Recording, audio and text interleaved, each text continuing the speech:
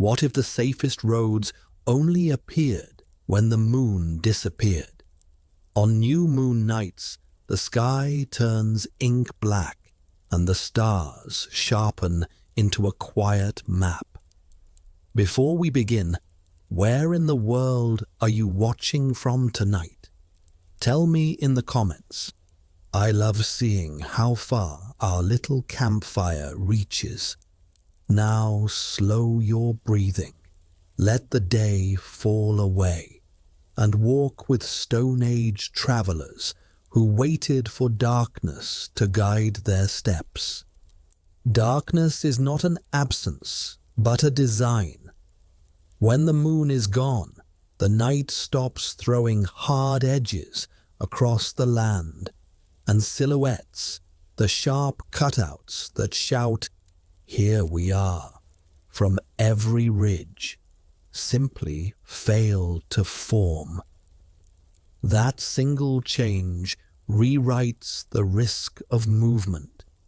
Under a new moon, bodies dissolve into gradients. Shoulders become a little darker than the sky, legs a little darker than scrub, and the line of a group breaks into a scatter of tones the eye cannot assemble at a distance. Predators that hunt by picking out contrast lose their favorite trick. Rivals who guard territory by watching skylines see nothing but the skyline. Even the traveler's own eyes mend a quiet truce with the dark. Without the moon's glare flattening vision and bleaching shadows into pools of ink, pupils ease open, rod cells carry more of the work, and the world returns in charcoal rather than black and white. Subtle, layered, navigable, if you learn its grammar. The grammar begins with patience. A moonless night teaches that if you pause and soften your gaze, shapes volunteer their names. A pale smear becomes lichen on stone. A darker band becomes a line of juniper. A sudden straight edge means bone-dry branch, not snake. Looking slightly to the side of what you want to see lets the edge of vision, more light-hungry, do the reading. Breath sets the tempo. Inhale to listen. Exhale to move. A staff goes a step ahead as a negotiator with unseen ground. Its whisper against soil edits your stride before your foot commits. With the moon absent, you are not blind. You are busy, and useful busyness is safer than confident guesses. Camouflage in this darkness is simple and human-made. Shiny things are treachery. Skin is dulled with a pinch of ash or a smear of damp earth. Hair is bound so it doesn't catch starlight in a halo. Leather is rubbed with soot to turn it from a mirror into a shadow. Even water skins get a dusting. A glossy bulge on a hip can blink like an eye. In bright moon, all this helps only a little. In new moon, it erases you. Movement draws attention more than tone, so the line of travelers becomes a low tide rather than a stream. Shoulders and hips drift rather than bob. Steps land where light does not gather. And when crossing an open stripe of ground, the whole band slows to let the night fold back into place around them before anyone breathes deeper again. New moon also quiets a landscape in ways that carry advantage. On bright nights, small animals stay bold. On dark ones, they hold their breath, and their silence becomes a warning wire strung across the path.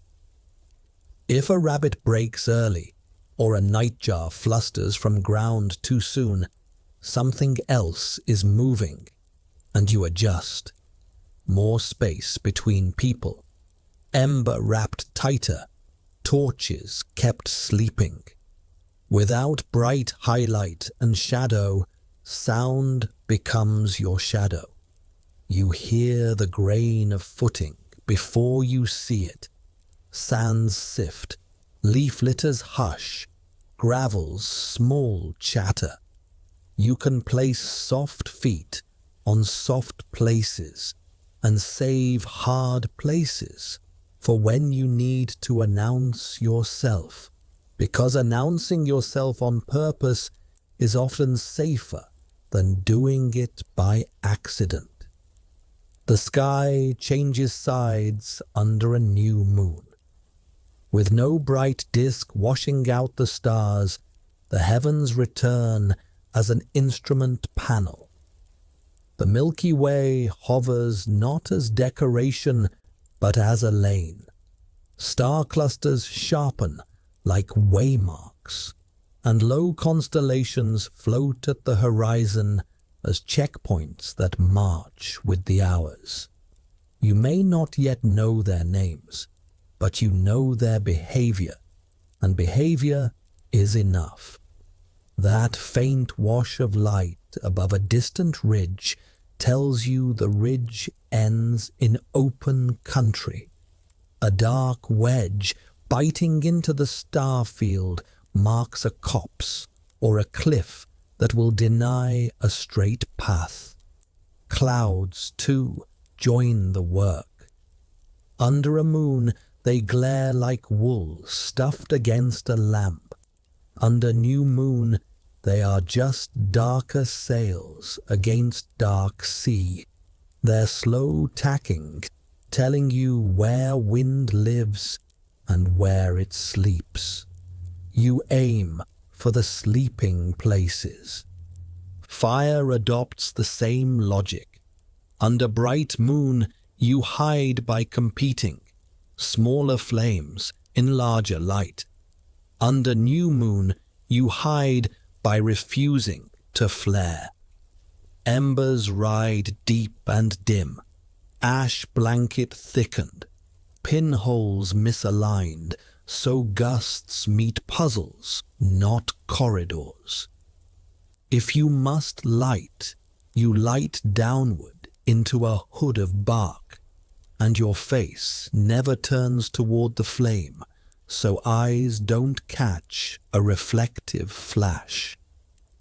Two hands make a gate. The glow works for you and not for anyone watching. In bright nights, your fire must justify itself. In dark nights, it must apologize as little as possible.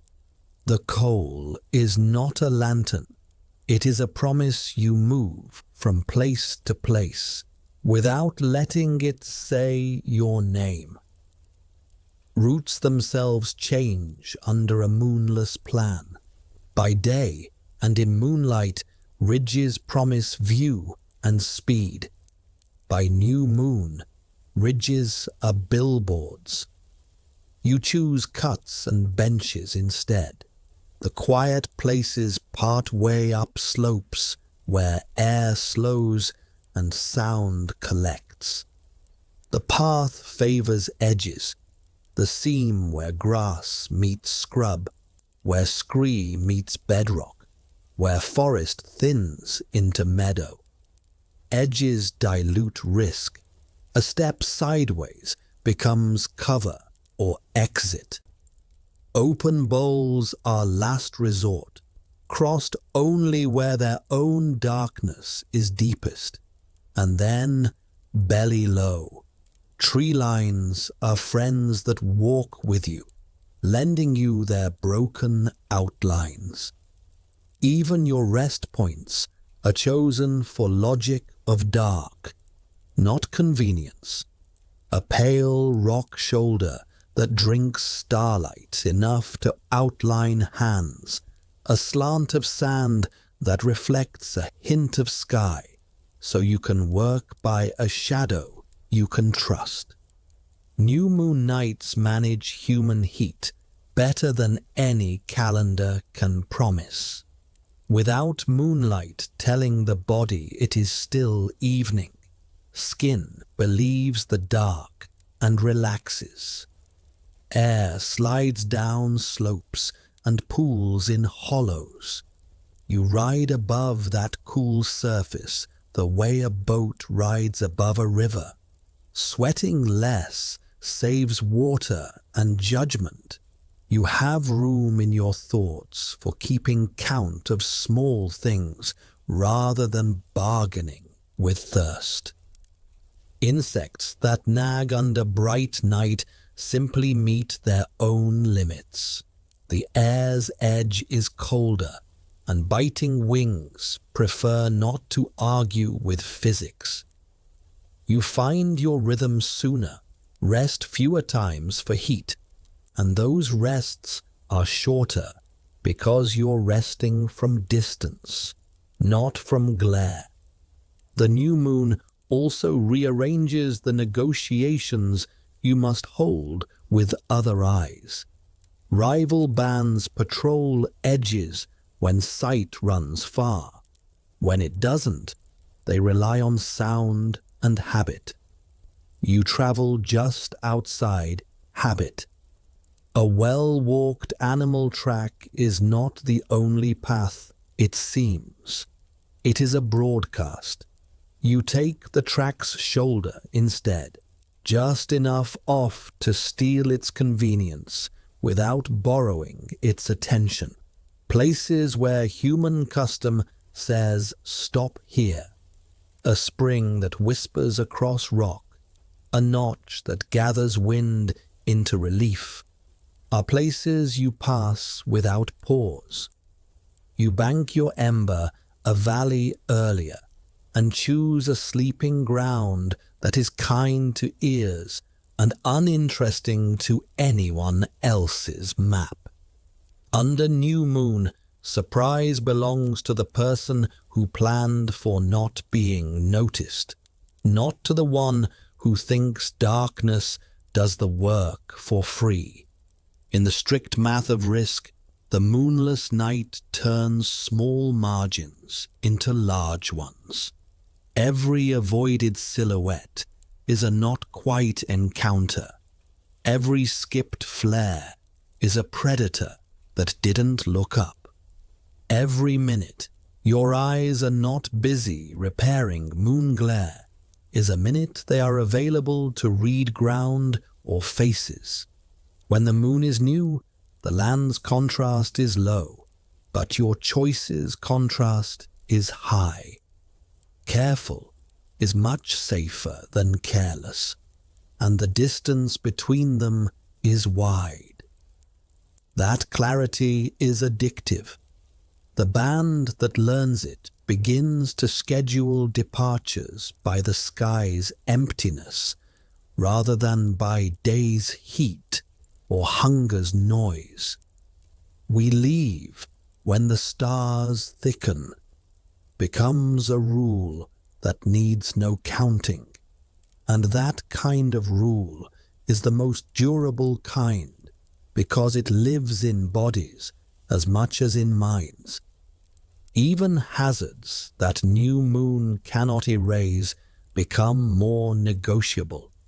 Crossing an exposed saddle is still exposure, but you arrive with pupils already wide, with breath already slow, with outlines already broken by soot and cloth, with the line already practiced in moving like weather rather than like a snake.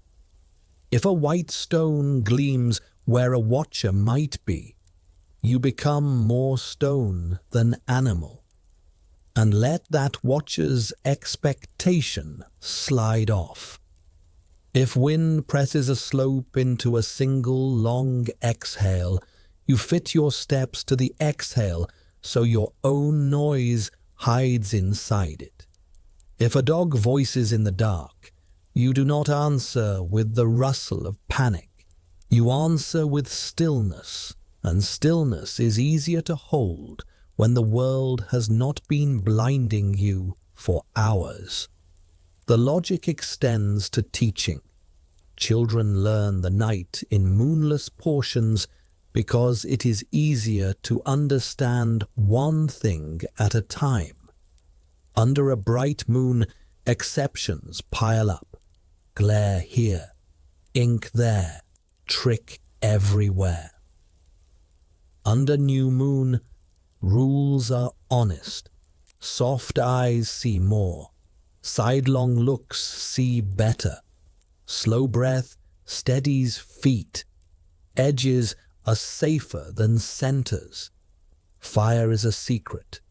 Ridges are lies. Lessons given in this clean, dark stick.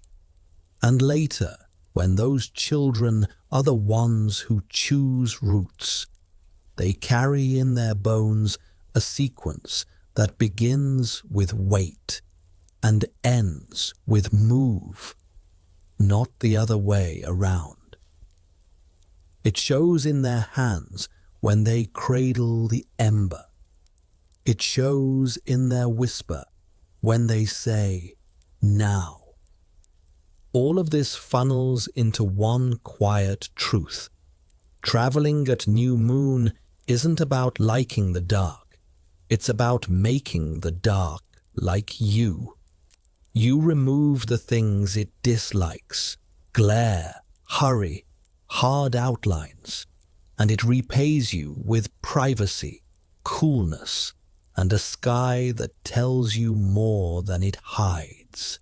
The ground asks only that you listen with your feet, that you borrow its edges instead of bragging at its center, that you accept the gift of invisibility with the manners it deserves. Under that bargain, each step costs less than it would in any other night, and every mile you carry forward is a mile the world will not remember in the morning, except as a feeling that something passed gently and exactly where it meant to. Eyes learn the night the way fingers learn a familiar path. By touch and by patience, by discovering that seeing is not only a matter of light, but of attention. When the moon is gone and the sky is ink, sight changes jobs. The bright, loving cells in the center of vision quiet down, and the low-light watchers at the edges wake. Color drains away, and the world returns in a dozen grays that carry more meaning than a dazzled noon ever does.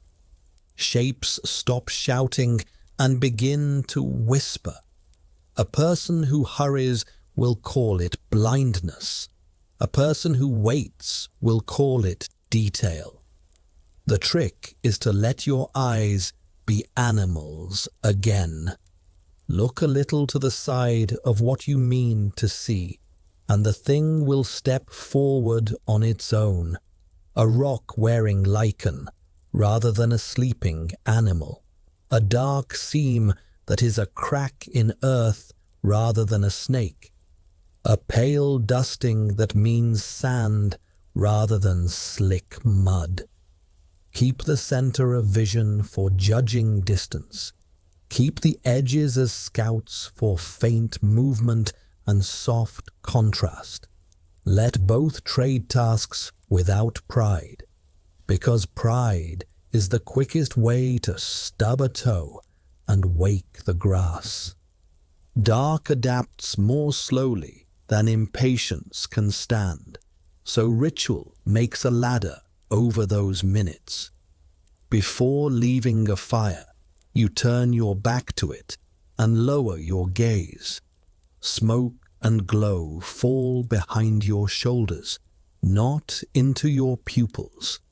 If you must tend a coal, you half close one eye or cup a palm like a visor, so one pupil keeps its wideness, and when you step into the dark again, you lead with the eye that was spared, letting the other catch up at its own pace.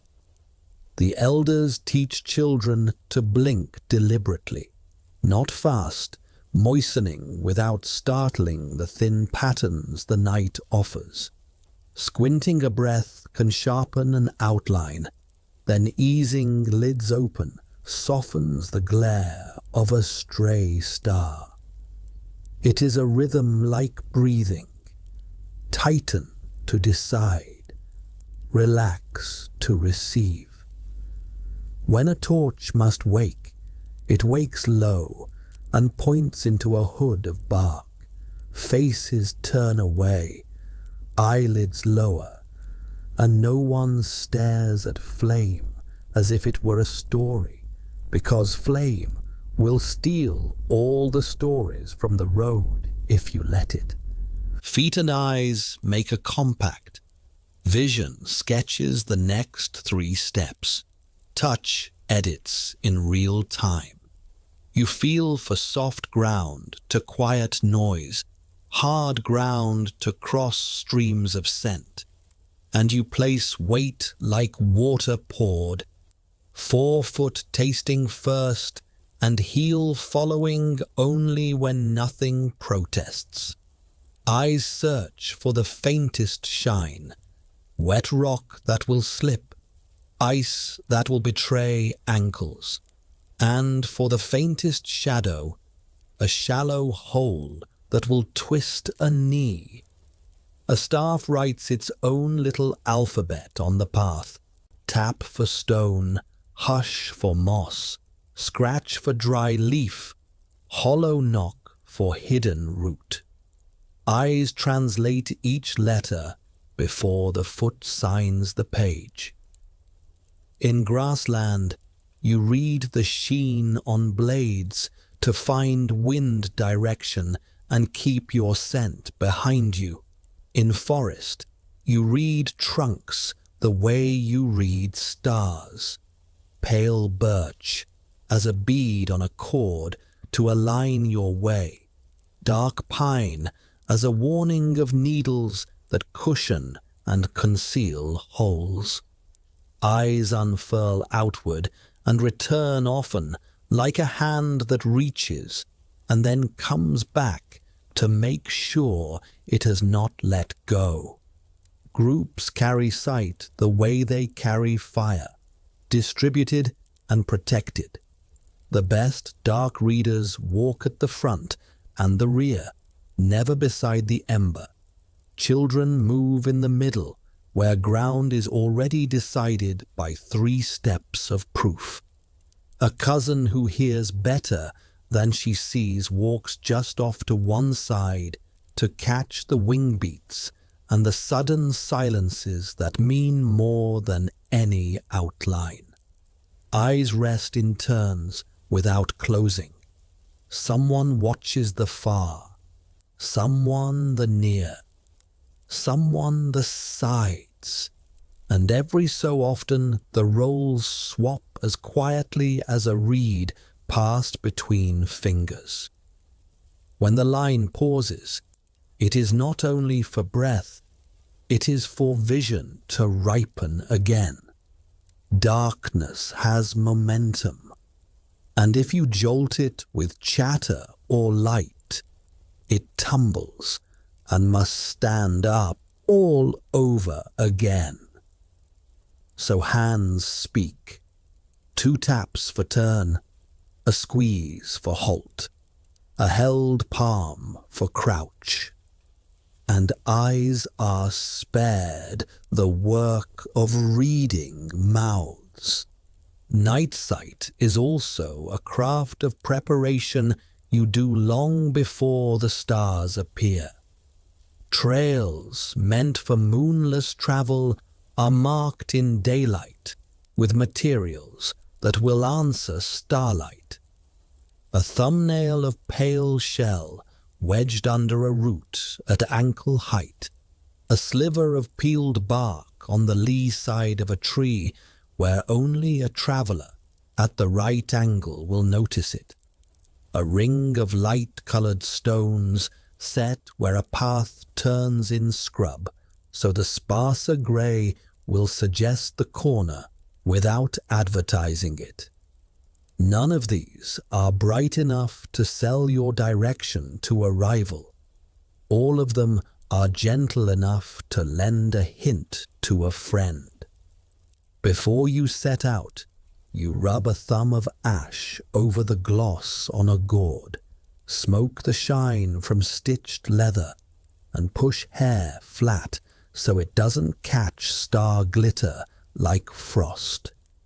Even eyes get a kindness, a warmed hand held over them a moment to relax the blink, a breath over the lashes to remind the lids to lower often and softly, rather than to dry in the cool. There are tricks too old to have names. A strip of bark held like a narrow visor blocks the low slant of a planet that sits at just the wrong height and cuts contrast out of the path.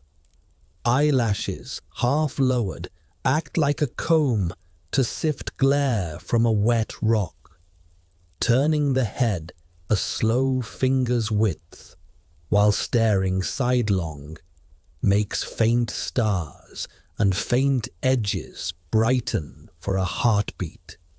A gift from the rods at the edge of vision that see more if you do not demand. When clouds pass and the night goes from ink to velvet and back again, you do not let your eyes chase the change. You keep their work close, hands, feet, the next 3 strides, and let the sky reset by itself. Looking for constellations is navigation. Looking for pebbles is survival. You do the second until the first can be done without debt. Fire's companionship is a debt sight cannot always afford, so camps at new moon learn shadow etiquette. Lamps sit low and behind knees. Flames are told their work is warmth and food, not spectacle. Anyone coming toward light pauses at the edge and lets pupils bleed their wideness slowly, rather than walking straight into glare. The keeper, whose eyes must be both day and night all evening, works by touch when she can, feeling ash sift, feeling ember breathe through a reed, so she can turn away and still carry the dark's careful gift when it's time to lead out. Children learn to play at the perimeter, where faces are shaped by ember, not by flame, so their eyes grow on a diet of gentle contrast. When they graduate to the watch, the world greets them as something known. Beyond sight, the body lends vision from other senses and returns it with interest. Hearing hangs a map over what eyes draw, where water sounds thin or thick, where wind is stopped by a wall of trunks or sped by a throat of stone, where footfalls echo and so must be softened. Smell tags the air with direction. Smoke, high and faint, means a camp far and safe to skirt. Rot low and heavy means a hollow that will steel ankles. Skin feels the world before eyes register it. Cool on the shins says a dip ahead. Warm on the cheek says an open place piling yesterday's heat. None of these are substitutes. All of them are lanterns you carry inside your skull, and sight walks more confidently with their spill at its feet.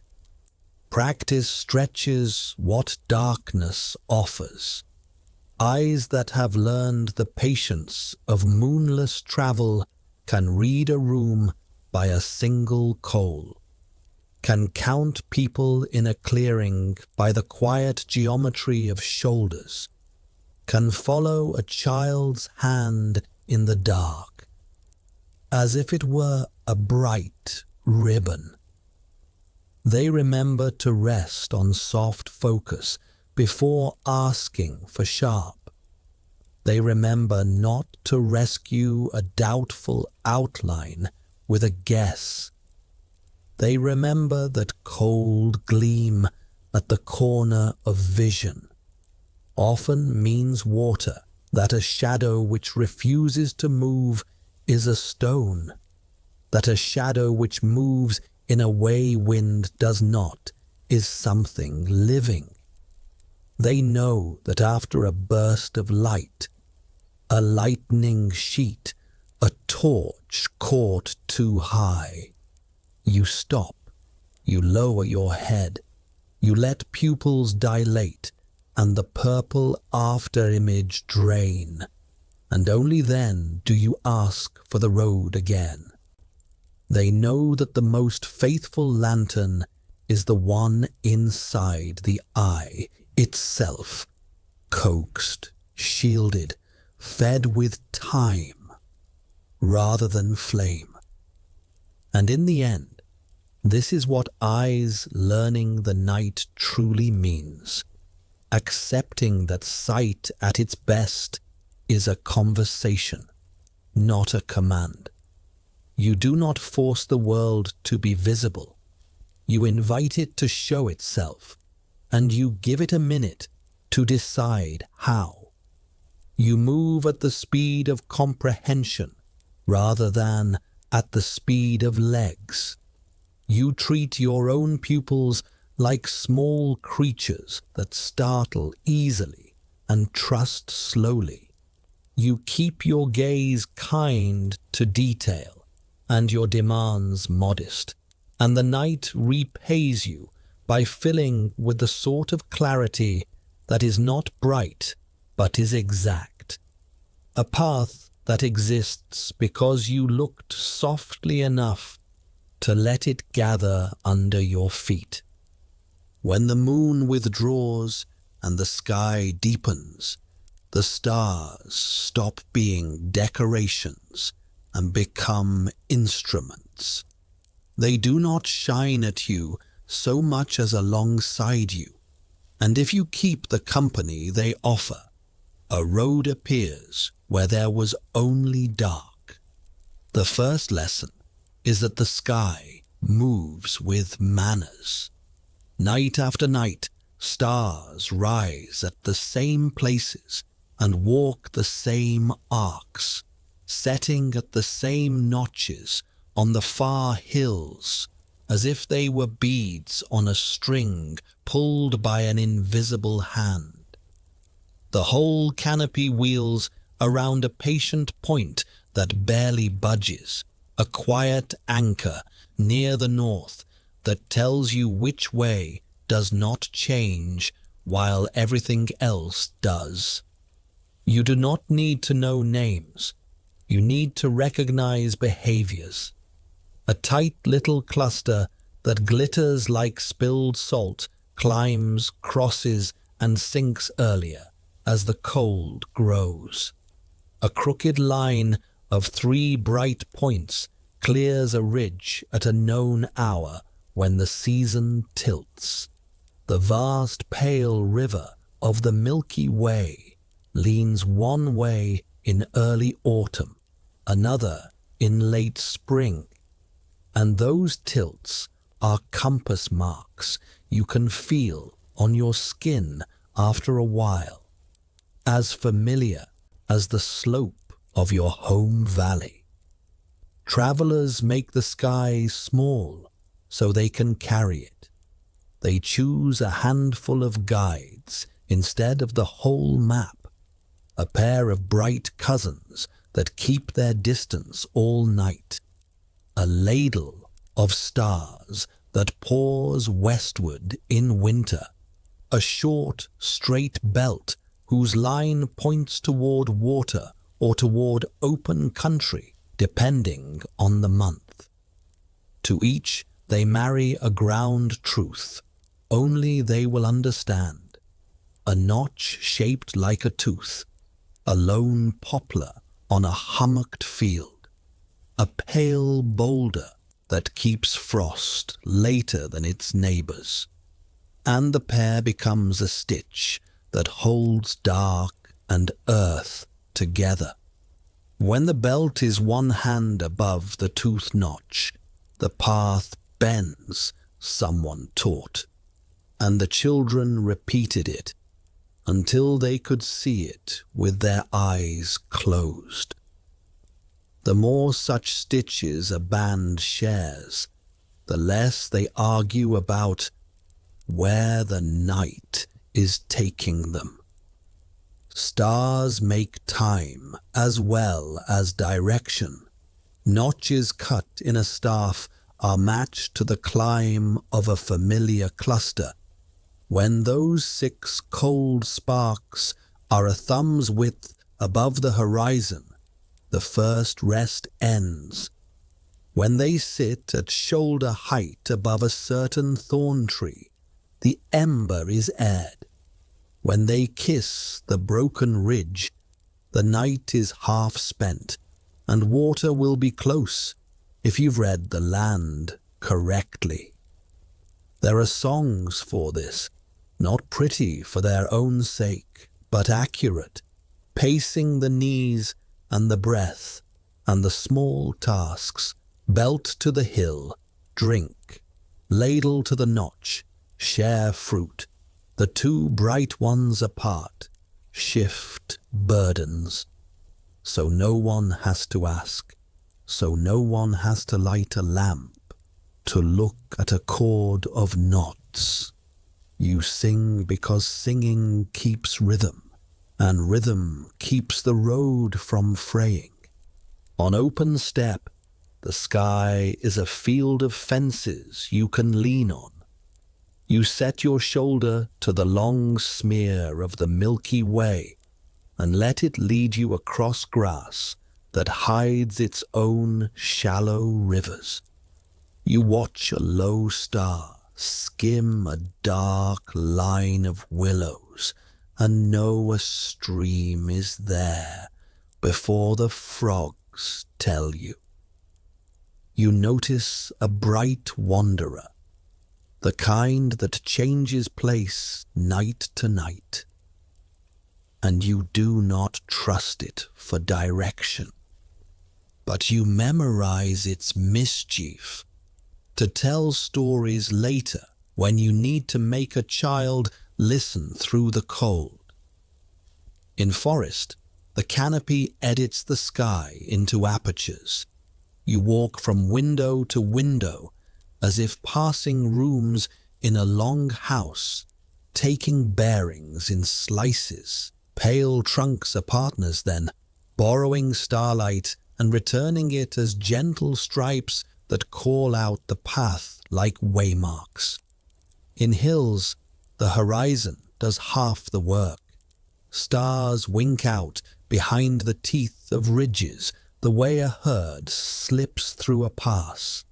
You aim for the gap where vanishing comes last, because the last vanishing means the lowest saddle and the kindest climb.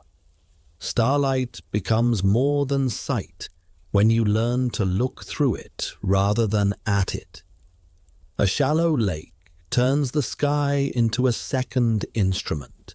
Reflections spread the constellations at your feet and make them easier to read without craning your neck. You kneel at a pool and line up the long, pale river on the water with itself above. If the two rivers agree, your sense of direction is right. And if they do not, something in your body drifted and needs a gentle nudge back. Dew on grass can do the same in a pinch. The tiniest sparks along the blade tips promising where east will grow when dawn finally thinks of you. Spider silk becomes a stringed instrument under stars, web lines drawn with the wind across small ravines and lit just enough to warn an ankle. Even eyes closed have use. You turn your face up and feel where the air is wider and cooler. Open country breathes differently than a grove, and stars overhead intensify that breath, a soft, even chill that tells you the path will welcome long strides for a while. Season pulls at the sky and at the road in the same motion, and people in love with continuity learn to braid the two. The little cluster that announces frost also announces clean crossings in marshes. The bright spear that stands on the horizon before dawn in late summer also stands over ripe fruit and fat fish. You carry those pairings the way you carry embers, in ash and in memory, protected from damp, ready to be woken with a breath. A band will leave under new moon, not simply because dark is kind, but because a particular star is rising in a particular notch, and that means cedar bark will peel clean, or mussels will be easy, or the bees will be sleeping too deeply to argue about a little sweetness stolen for a torch. The sky is not only a compass, it is a calendar you do not have to fold. None of this is a single mind's work. A group divides the heavens like chores. One person watches north and keeps the anchor, because losing that is like losing your shoes. Another reads east, because first changes start there. Another minders the high arc, where small errors become big drift if nobody pays attention. Children are assigned games that are really lessons. Count how many breaths until those 3 lights fit inside your 2 fingers at arm's length. Tap my wrist when the pale smear clears that branch by the width of your thumb. What begins as distraction becomes calibration. Their bodies learn the units of the sky, and later the units travel without the hands, living in rib and wrist, and quiet certainty. When clouds wipe the chalkboard, other lights serve. Fireflies sketch a low geography and help you hold a line along meadows. Glowworm banks trace damp edges you should not test.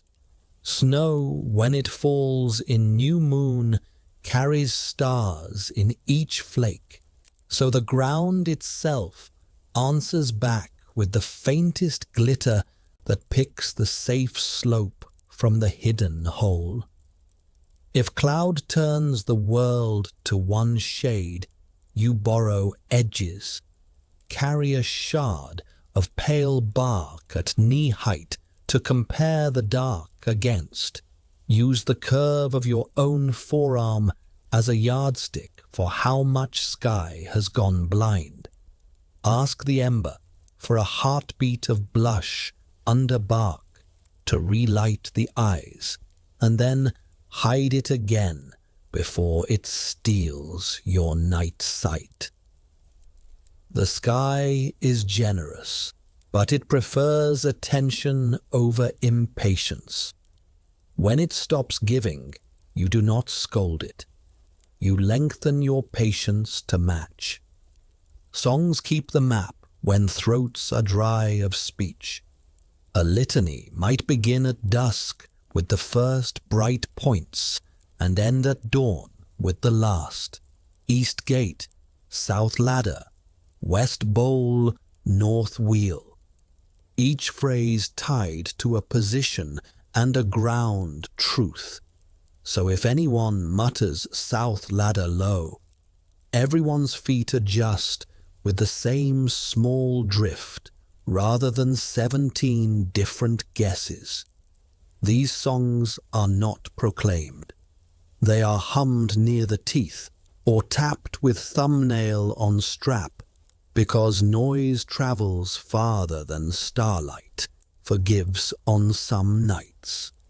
The beat is matched to steps, and steps are matched to the slow processional of the constellations, and the group becomes a little clock moving through a larger one that does not care about them but will not betray them if they keep time.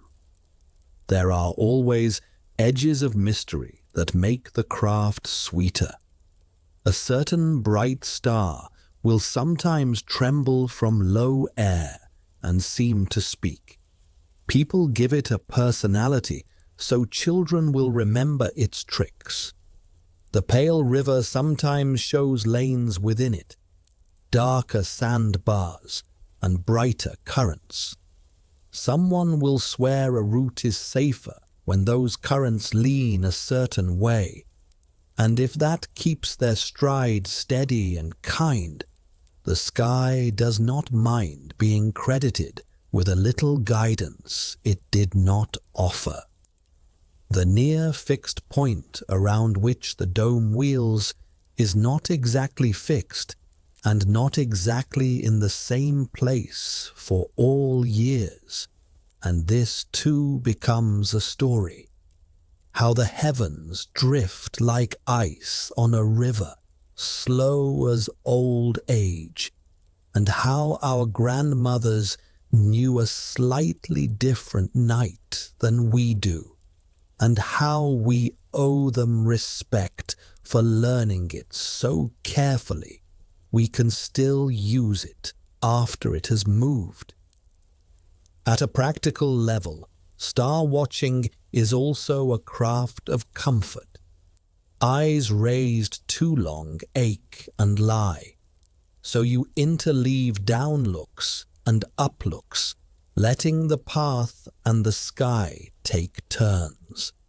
Necks are warmed with collars and stretched at rests, because a stiff neck makes a careless navigator. In cold, you tie a little weight to your cloak hem so it doesn't flap and steal your peripheral vision with its own starlit edge. In wind, you hold the edge of your hood to cut buffeting and make the stars stand still, long enough to measure. You learn not to count too fast, because counting fast makes the sky feel like it is racing, and nothing good comes of hurrying a river that cannot be hurried. When dawn finally bleeds into the east, the map doesn't fold itself and vanish. It lies down gracefully. The last bright stragglers in the west become pebbles you can step between. The pale river thins to smoke. The anchor loses its shout and becomes a companion for the day's chores. Where to set the hearth, how to angle shelter, which way the long road will be waiting when dark returns. The mind keeps a little of the night, even under sun. A memory of where the belt met the hill, of where the cluster sank, of how the wheel turned. That memory is a banked ember of its own, and when the moon disappears again and the stars sharpen back into their patient instruments, you already know the first note to hum, the first landmark to seek, and the first stitch to pull between the sky and the ground, so a path can take shape under your feet. Darkness changes who owns the night. On bright moons, hunters read silhouettes and intercept shadows. On new moon nights, those edges dissolve, and the field tilts toward the travelers who refuse to shine. Predators that trust contrast lose their favorite trick, and rivals who depend on far sight must lean on habit and noise. So people learn to be less than a shape, a smell that drifts the wrong way to be followed, a sound that never gathers into a pattern, a line of warmth folded small around an ember that doesn't confess. The first rule is posture. You do not crown ridges, you comb their flanks. You do not cross open bowls at the center. You walk their seams where grass meets scrub and scrub meets stone. You do not move as a snake, single file, cutting a long black thread across the land. You move as a low tide, broken into little eddies of 2 and 3, each eddy pausing and starting with a heartbeat's delay, so that even a listening ear hears weather, not a plan. Dogs, if you have them, go out front on short radii and return often, sleeping winds braided into their whiskers. Their warning is a soft freeze, not a bark, and a hand on the shoulder tells them you heard. Children walk in a warm corridor between quiet adults, where every footfall lands on ground already chosen by the one before, where a stumble is caught by a palm that has been waiting for that exact misstep.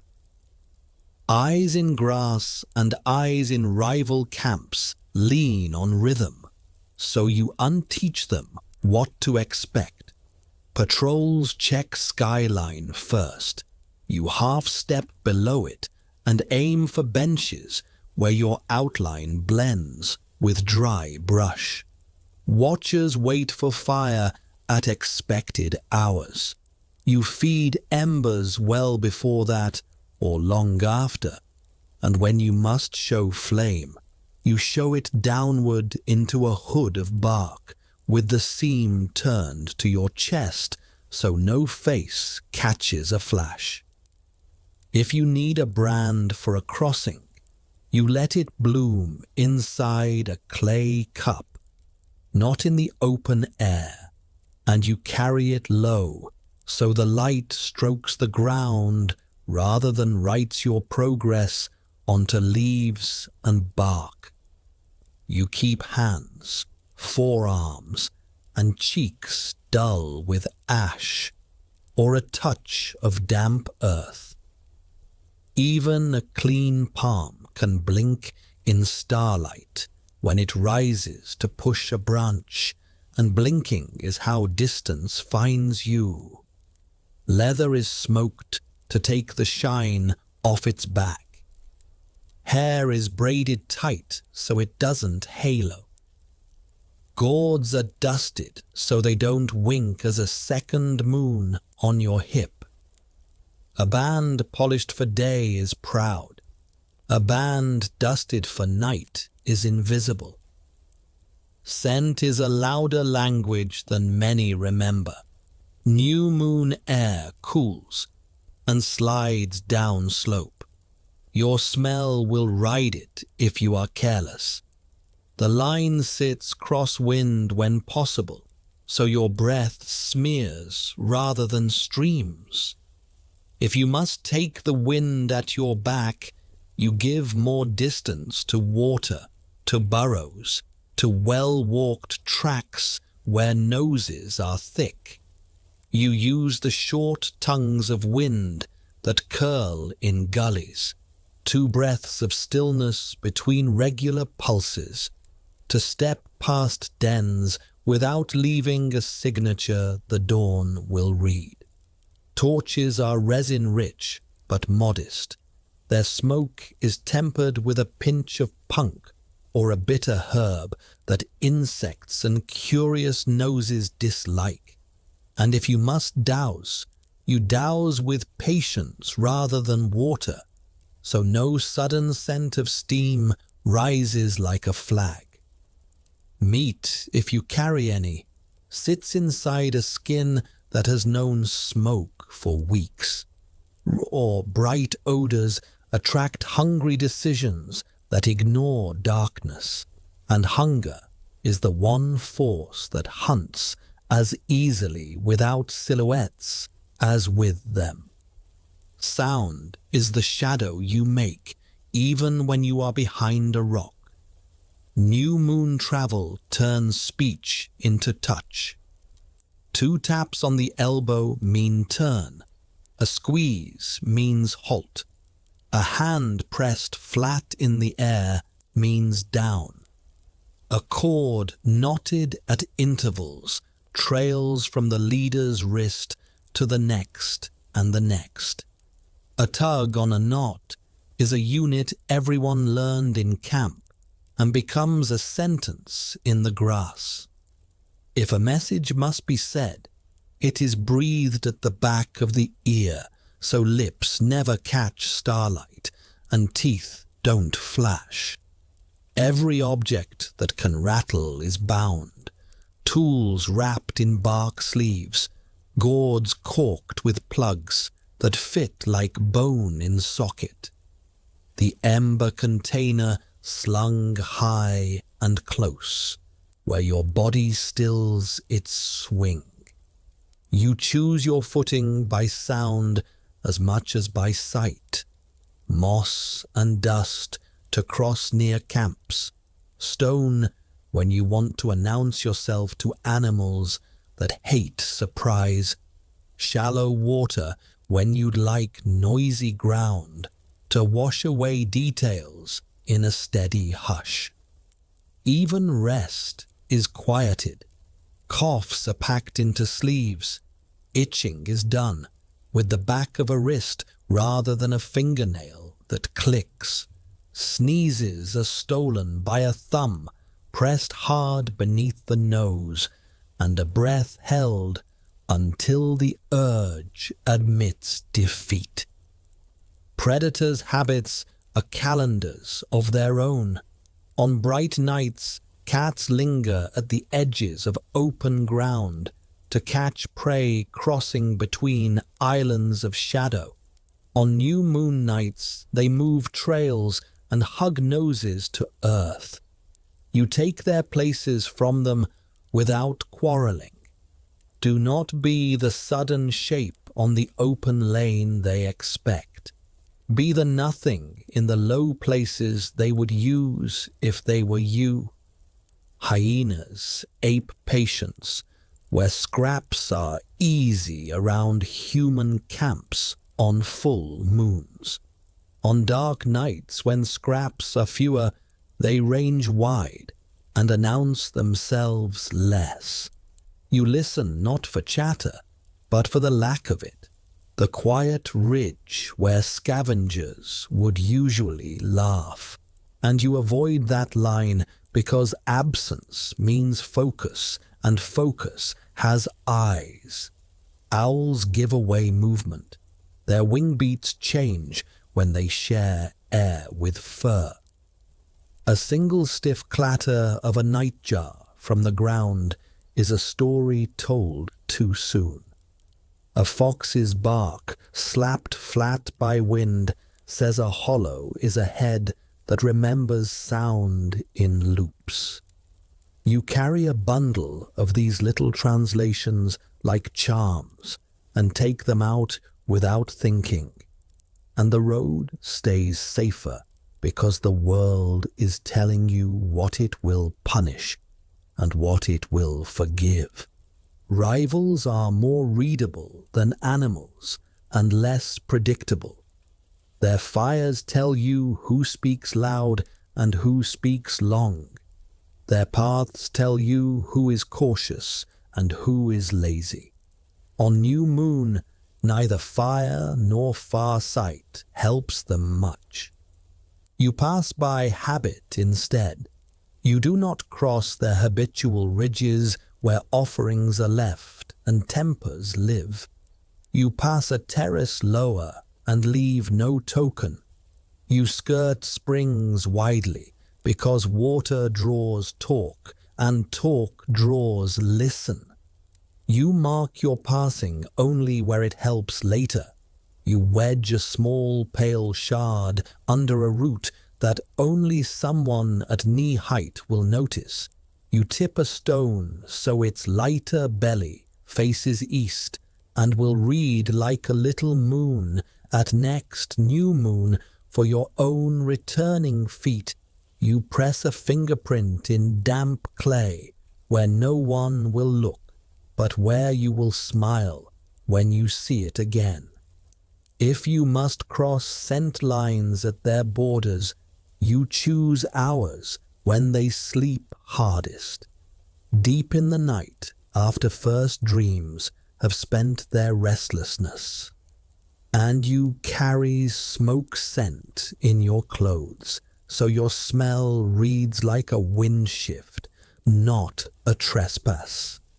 Camp discipline is stealth extended into stillness.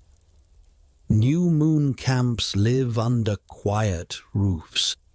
Shelters are pitched with doors into the lee, so lamp breath can't throw its small halo onto grass. Hearths are flattened into long, low beds that warm food and hands without a proud center. The ember sleeps in a clay mouth when it is not being asked to wake. Children are taught that laughter is stored, not forbidden. Their stories are whispered into blankets and released at dawn in a rush, a bargain that keeps the nights soft and the mornings brighter. Dogs, fed a little earlier than people, are quiet by the time your bowl arrives. Meat cooks in small pieces to shorten steam. Hides are scraped in daylight under a wind that will ferry scent away from predictable watchers. If a call must go out, danger, arrival, a last reminder, it's a ground note through a hollow reed that carries far but doesn't climb. A sound a nightjar could make if it wanted to imitate a human who knew better. Crossings are the places where silence is hardest and therefore where darkness gives the most. Rivers glitter even in star sheen. You do not wade the glitter if you can help it. You find the matte tongue where current runs and reflections break into an even, almost invisible texture. There rocks are near and noise is low. You step on the upstream faces so splashes hide beneath the music the river already plays. If someone slips, their body knows to gather into a ball rather than flail. A flail is a flag, and a ball is a shadow.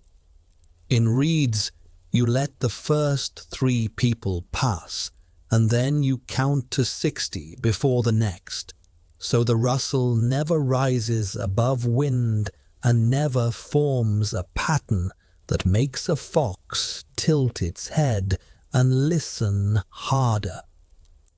In snow, you place feet in old prints, not because you are hiding a trail. Snow forgets everything at dawn, but because compressing the same pockets muffles the night's creak and keeps rhythm flat. Silence can travel as a decoy too. If the land offers a second shallow, you send one small pear along it with a shell that will clack when a pebble knocks it. A deliberate, distant mistake that calls attention while the main line moves where reeds grow too thick for easy ears. If terrain gives you a dry gully, you let a lamp wink once behind a bend while you pass 3 bends away. You leave a bright scent, crushed mint, peeled bark, at a false rest, a noise that will steal a curious nose and a curious mind for a handful of minutes, which is all a careful stride needs. You do not use tricks often. Tricks are habits for people who are not listening. But when you must, you dose them like medicine, and then you put them away as if they were sharp tools that can cut the user as quickly as the world. The ember itself is an accomplice in silence when you treat it as a living thing rather than a light. Under a moonless plan, it rides deeper in its ash and breathes through misaligned holes that force wind to puzzle itself out. When you pause, you listen to whether its murmur is steady or greedy.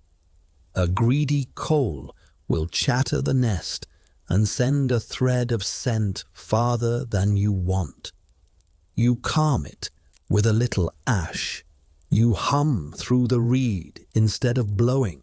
You turn its face to your breastbone so your own heat builds a small weather that trumps the big one for a few minutes.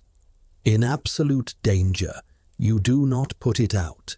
You tuck it under a wedge of clay in a shallow scrape at the base of a cold stone and walk 24 paces before you move again. The world watches where you were loud. You make sure it is never where your heart lives. There is etiquette even with animals that might harm you. If wind carries the musk of a cat that owns a lane, you do not argue. You step down into thorn where no large body likes to go, and you accept scratches as the price for moving through a night you do not entirely possess. If hyenas gossip on a rise, you do not present them with novelty. You let your line become a cluster and move like a bush, not like prey. Your outline too confusing to invite the test that starts with a trot and ends with a lesson. If a boar mutters in scrub, you still the ember until your smell reads like a rock, and you let the mutter pass. Respect is not worship. It is interest paid on the debt you owe to a landscape that tolerates you because you bother to learn its rules. All this quiet is not fear. It is leverage. Silence is what you buy with attention, and you spend it at the right moments, edging past a rival's track at the hour their babies sleep, crossing a glare-streaked patch of gravel, while a wind gust fills every ear, airing the ember under a living roof of branches that shake their own small rain of leaf noise. On new moon nights, safer roads aren't found. They're made by the way you move, by what you refuse to announce, by how much you let the ground and sky speak first. When dawn finally leans a little grey into the east and birds begin to try their voices, the line loosens, the ember is asked to rise, and you can feel the night behind you keeping your secret, holding the unspent noise like a debt it is happy to forget. Night's cool is not just comfort, it is strategy. As heat bleeds from rock and soil, after sunset, air settles into orderly rivers that you can learn to read with the skin on your forearms. Cold slides down slope in slow sheets, pooling in hollows and creeping along creek beds. Warm clings longer to benches and low ridges. Move in the margins where these currents meet, and your breath will blur behind you, instead of streaming a clear line down to every nose in the valley. Test often with simple measures: a damp fingertip held at shoulder height to catch chill drift, a feather tied to a thong on your staff to show faint flow, a pinch of ash let fall from your palm to see whether it slips away as a veil or collapses at your feet. In new moon's darkness, those thin airs are maps you can feel without seeing, and once you feel them, you can place bodies where scent will not betray you, and steps where sound will be swallowed before it becomes a pattern. Sound belongs to the landscape at night, and the first rule is not to compete with it. Listen until you can sketch the chorus without thinking. The narrow, even thread of crickets in dry grass. The wet, bell-like pulses of frogs near the bend. The distant, steady combing of wind through tall reed. The hiss of a shallow riffle on a broad river. The hollow quiet behind a boulder that makes a pocket of stillness. Walk when the chorus peaks and pause when it thins. Let your cadence be conversation rather than interruption. Uneven, human rhythms catch ears. Natural ones pass as weather. Practice stepping on the outside edge of your foot and rolling inward so leather and flesh find their landing before bone. Toes tasting first for stray twigs. Where gravel must be crossed, lay a thin mat of grass with passes by the first 3 walkers. The rest follow silently on that softened ribbon. Where dry leaf is unavoidable, choose the dampest strip along a seam where dew gathers, and time your steps to wind gusts so the crunch arrives as a smear, not a nail. The mouth is a loud thing and a thirsty one. Teach it to close. Night travel favors nose breathing, which keeps silence, warms and moistens air, and feeds scent to the mind instead of throwing it away. When climbs demand more air, keep the jaw soft and the tongue high to narrow the mouth's passage so breath still lands quiet. If you must cough, Catch it in the cup of your elbow, where fabric is thickest, and exhale through the nose, so no bright bark escapes. Speech is a tool of last resort. Touch and sign do the work. 2 taps at the wrist for turn, a squeeze on the forearm for halt, a brush on the shoulder for kneel, a tug of cord for gather, a palm held low and flat for ground uneven, a finger circling for double back. If sound must carry, choose a note the night already knows. 2 soft, descending tones on a reed no louder than a nightjar, and point the call into your own cloak, so it comes back to you as much as it goes forward. Rap matters more than weight. When quiet is the goal, tools ride in sleeves of bark or folded hide, so stone teeth cannot chatter. Cords are braided without beads. Hair is bound so it doesn't whisper against collars. Girds are corked with plugs that seat deep and laced so they never knock. Even the ember's container is taught manners, holes misaligned to turn air into puzzle rather than flute. Lid edges rubbed with a smear of resin so they close without a click. Clothing trades swish for hush, the smooth side of hide turned inward, the rough side out to catch starlight as a shadow rather than a mirror. Ankles and wrists abound with soft bands where fiber would otherwise flick and announce each stride. The line itself learns to walk like water, never all at once, never with equal space, always with small delays between pairs, so any long ear hears pieces that refuse to assemble. Scent is a river you pour, whether you mean to or not, and cool air changes how it runs. After sunset, smells drop and slide. A camp placed in a bowl perfumes its whole basin, while a camp on a shoulder bleeds scent along one side. You can predict and guard.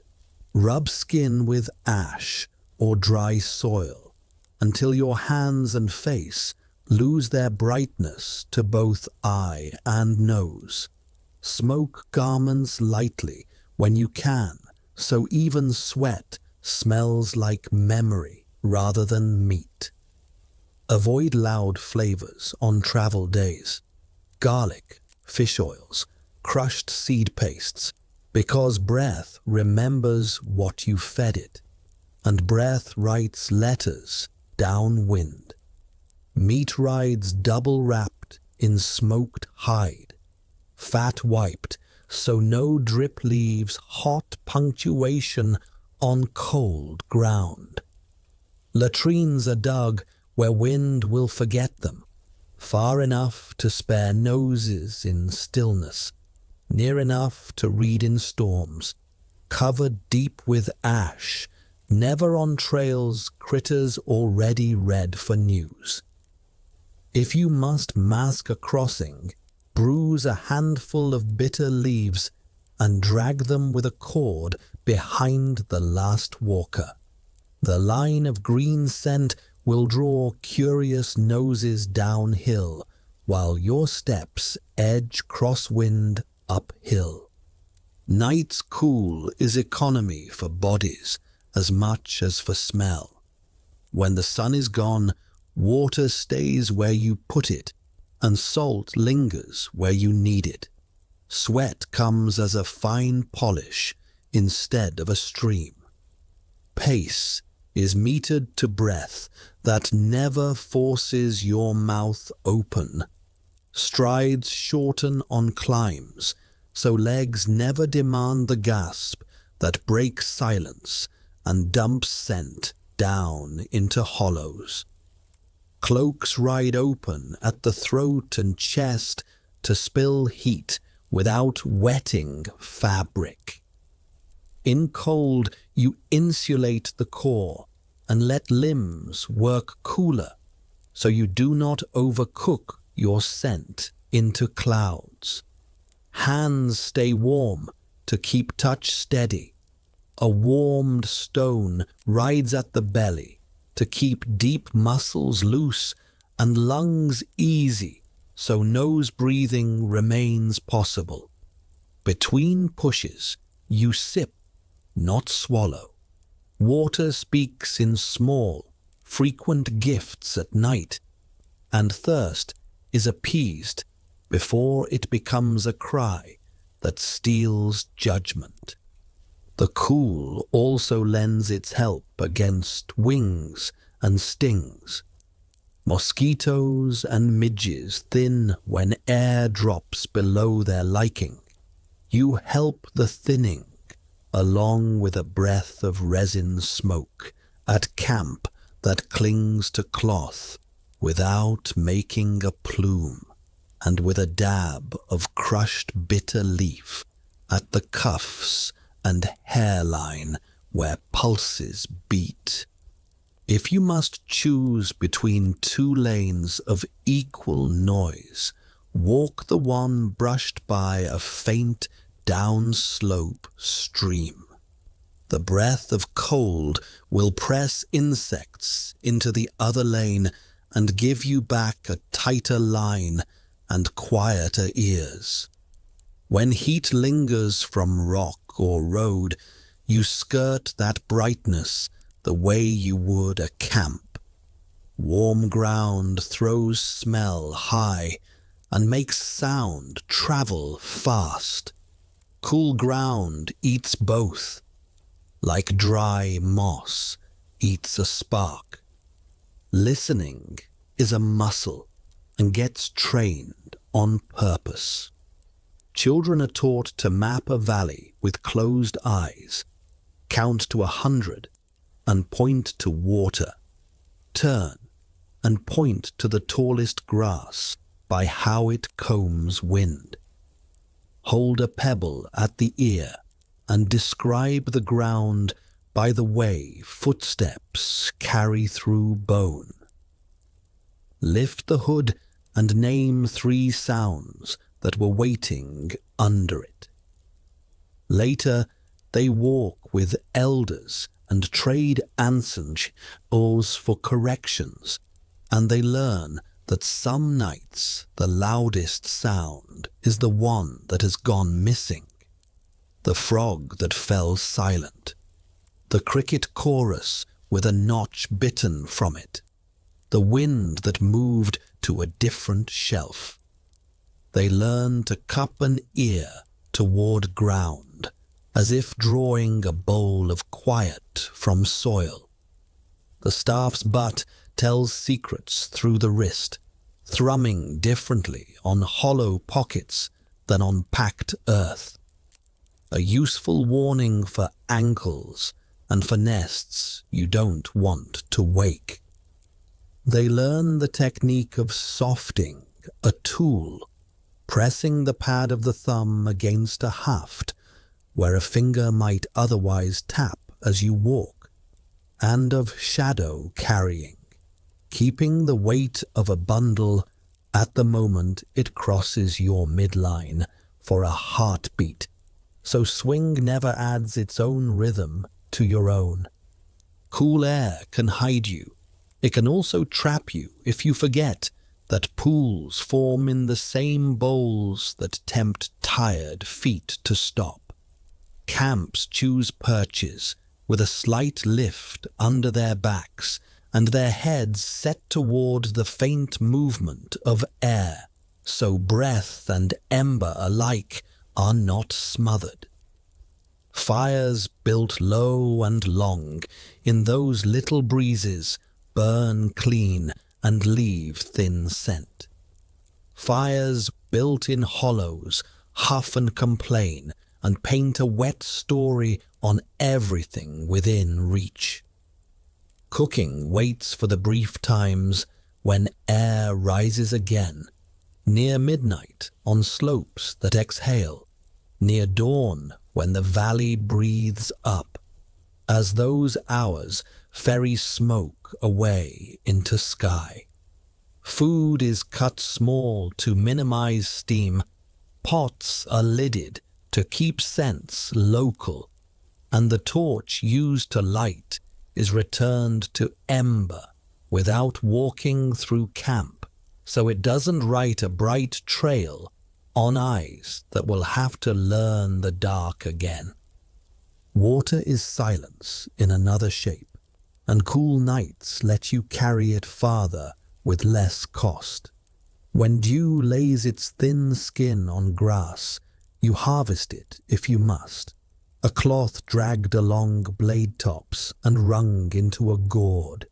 A cloak shaken out above a bowl when the sky has given more than usual. A line stretched between two stakes where condensation beads and runs to a waiting leaf. Mouths stay wet with small rinses. Tongues are taught not to chase salt from lips with noisy smacks. Children are given pebbles to roll between teeth when thirst becomes chatter. Salt is replaced in the quiet way. Broths at camp, not on the trail. So throats stay soft and steps stay sure. All these small disciplines, sound folded into wind, scent braided with cold, heat unloaded in gentle, constant ways, add up to a kind of invisibility that has nothing to do with magic and everything to do with manners. The night has rules. The cool air writes them on your skin. If you keep them, the road treats you as part of its own breath. You pass through reed and brush and over gravel, and none of it remembers you loudly enough to tell on you before dawn. Day is a reservoir you don't drink from all at once. After a night's quiet miles, heat is treated like a neighbor with a temper, respected, accommodated, never provoked. As first light thins the stars, the line finds a perch with shade that will travel through the hours. The east side of a boulder at dawn. The low spread of a cedar by noon, the lee of a dune toward evening. Cloaks become roofs. Poles and cords lift edges into little tents that breathe. A strip of bark or a woven mat turns a scrap of shadow into a cool floor. Packs are opened like careful mouths, each thing set where hand and habit expect. Water highest in the shade. Food where fingers can count and decide without fuss. The ember settled into its day nest and told to sleep. It sleeps in a clay cup or a bark cone packed with ash and a slice of fungus. Pinholes rotated away from stray breezes so it breathes like a creature napping, not like a secret trying to escape. Someone checks it by ear instead of eye, because opening the lid is a kind of waking, and waking is for later. The body learns night work faster when daylight is not wasted on complaint. Shade becomes classroom and workshop. Skin rests under cloth, eyes close under palms. Feet prop on rolled cloaks so blood remembers softness and blisters learn not to be stories. A basin is dug for feet and a little warm water poured in, just enough to make leather-soft skin supple again, and a pinch of ash rubbed across heels like talc, so straps will not bite when dark returns. Sinews are stretched with the slow animal movements that never pretend to be tricks. Long backs untie themselves, a vertebra at a time. Hips draw circles. Ankles learn to speak before they shout. Hands run along calves, searching for hard knots that might later turn a stone into a fall. Thumbs press. Patience answers. The knot agrees to be smaller. Even the jaw gets its share, because jaw-clenched miles are loud miles. A coin-sized stone rolled under the tongue asks teeth to listen to breath instead of grinding on it. Children copy all of it until they own it, and the camp's day becomes the kind of quiet that makes sleep uncomplicated. Water is rationed with kindness instead of arithmetic. Sips come often and early. The myth of saving it for later is traded for the habit of never letting thirst get taller than a thumb. Gourds are wrapped in damp cloth and hung where shade and breeze kiss, so the skins sweat and the water inside cools. A shallow hole lined with smooth stones becomes a cellar that remembers the night. Where there is little to drink, tongues learn the pebble lesson. Small stone between molars to invite saliva, not as a trick to cheat thirst, but to slow it into something that can be met in order rather than in panic. Salt is replaced at camp in broths and pinches, not on the trail where thirst would climb the ladder you built for it. Food shifts to what travel and weather agree with. Dense and modest rather than proud. Dried fruit that returns to itself in a bowl. Meat cut small to cook quick and stay quiet. Roots sliced thin and left to soak, so they surrender their bitterness without tapping too much fuel. Honey and fat ride in leaf-wrapped packets and are added in finger widths, not in feasts, because steady fires in the body are kinder to feet than bonfires. Insects own certain hours and lose others. You make a treaty with that timetable. Nets are slung loose and high, so they breathe. Cuffs and collars get a dab of bitter leaf, or a brush of resin smoke rubbed into thread, so the scent stays on cloth rather than walking into the air.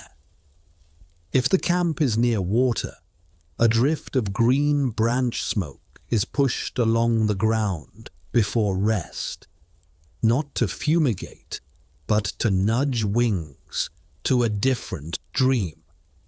Naps tuck into the middle hours when the day-loud creatures also nap, and the air forgets to carry noise. The watch, there is always a watch, sits where two breezes cross and reads the land with ears instead of eyes, cataloguing bee hum and leaf chatter until any newcomer in the chorus sounds like a wrong note. Work folds into rest as if they were one thing. Cordage is twisted in the lap from fibers stripped at dawn. The rhythm is so small it does not wake muscles. Holes in cloaks are sewn under a sliver of shade.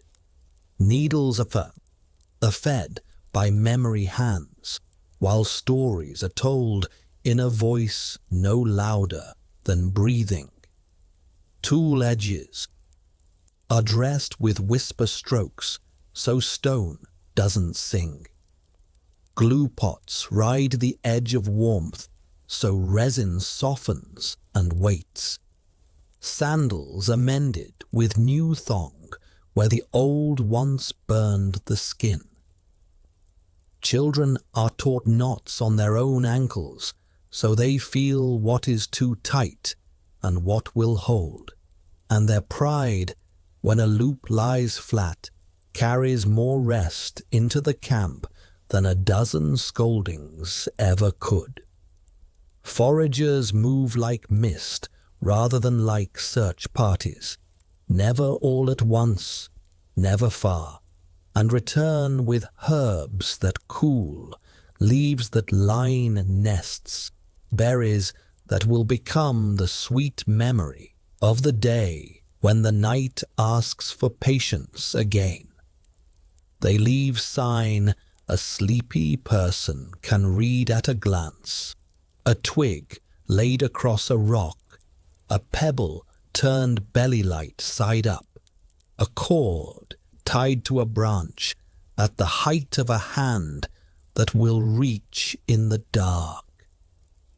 Heat is managed by arrangement, not argument. Shelters breathe from low to high, the mouth set toward the faintest rise of air, the back to the heat of stone that remembers morning. Fire, if it lives at all in the open daylight, lives as a long, thin bed that cooks without shouting. Pots are lidded. Steam is kept as a local language. Meat sizzles softly in a shallow pan rather than crackling over pride. Only at midday, when thermals climb, is smoke allowed to daydream upward. When air sinks again, the coals are spread into a grey sigh that asks for nothing. The ember that will travel at dusk is banked early and tested with a hum through the reed, not a blow. So eyes keep their dark, gentle. If a torch must be prepared, it is smeared with resin and set to cure in shade, not near flame, so the resin does not brag into the air. Energy is a ledger, and rotation the bookkeeper. Loads are traded on the hour, so one back does not become a story. The heaviest go to the freshest legs, then step down with sun angle. The small carry pride, too. A child who walks a mile with the reed in a sheath at her belt doesn't climb with the pack, but climbs with posture. And posture is what keeps the line from fraying. Roles drift like shade. Scout becomes cook, becomes sleeper, becomes watch. So nobody grows sharp with a single duty and dull at all others. Even conversation rotates, the quietest voices at morning, laughter unwrapped in the lower heat of afternoon, songs held for the last hour before dusk when the mind wants a handhold before stepping back into the night's patient pattern. Naps overlap. Someone always just waking, someone just falling, someone in that sweet middle where the body forgets it is made of weight. The day is used to collect the night's ingredients. Kindling is sorted by voice, click for twig, hush for bark, purr for fungus felt, and set in bundles that a hand can find without a look. Water paths are walked in the direction of evening, so the smell of wet stone and the look of certain reeds can be carried forward into darkness. 1 or 2 places to sleep are tested while there is still enough light to read ant trails and thorn habits. The chosen spot is marked in ways that only slow eyes would see.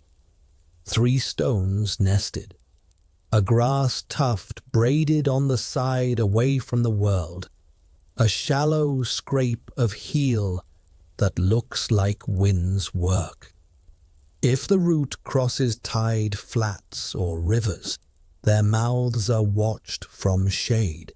Ripples and foam write their quiet diaries of depth and speed, and will write them again in the dark in the same script. And knowing the handwriting makes the reading faster later. Rest is not only body work, it's memory work. The night just past is reviewed without ceremony, where the wind changed without warning, which slope lied about its ease, which reed clogged, which ember wanted too much breath. The day ahead is rehearsed with hands, tying a strap you'll tie again in the dark, fixing a pin that once squeaked, opening and closing the ember's lid with only touch, so the seam will know you without complaint. Children recite the small litany that is half joke, half instruction. Ridgelines lie, edges tell the truth. Soft eyes see more, sharp eyes see stones. Fire is a secret, ash is a blanket, and then they are allowed to sleep without being brave about it.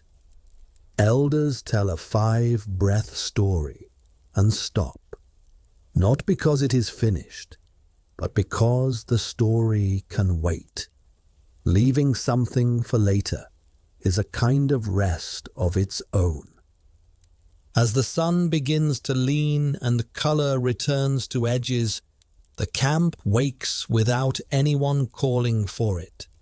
Packs are loaded in the reverse of how they were unpacked.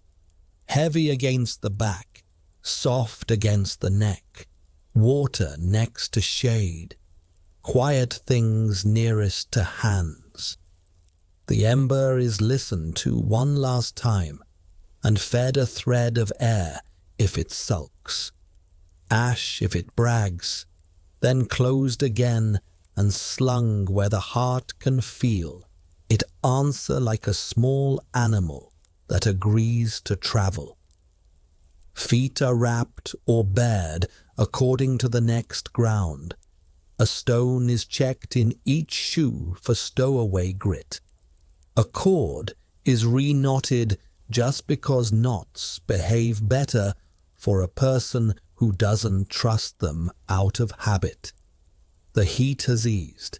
The air has loosened its grip on scent and sound, and the band, rested by use rather than by idleness, stands into the first shade, stretched by evening, and begins to borrow the cool that will carry them through another patient river of night.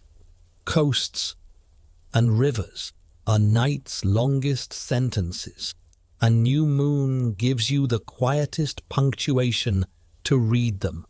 On shores, the absence of moonlight removes the glare from ripples and turns the water's face into a matte page where fine writing appears. Long, even lines mean wind, not current. Short, slanting dimples lean toward hidden bars. Glassy patches tucked behind faint ruffles reveal the lee of a spit. The tide itself is a clock you can carry without hands.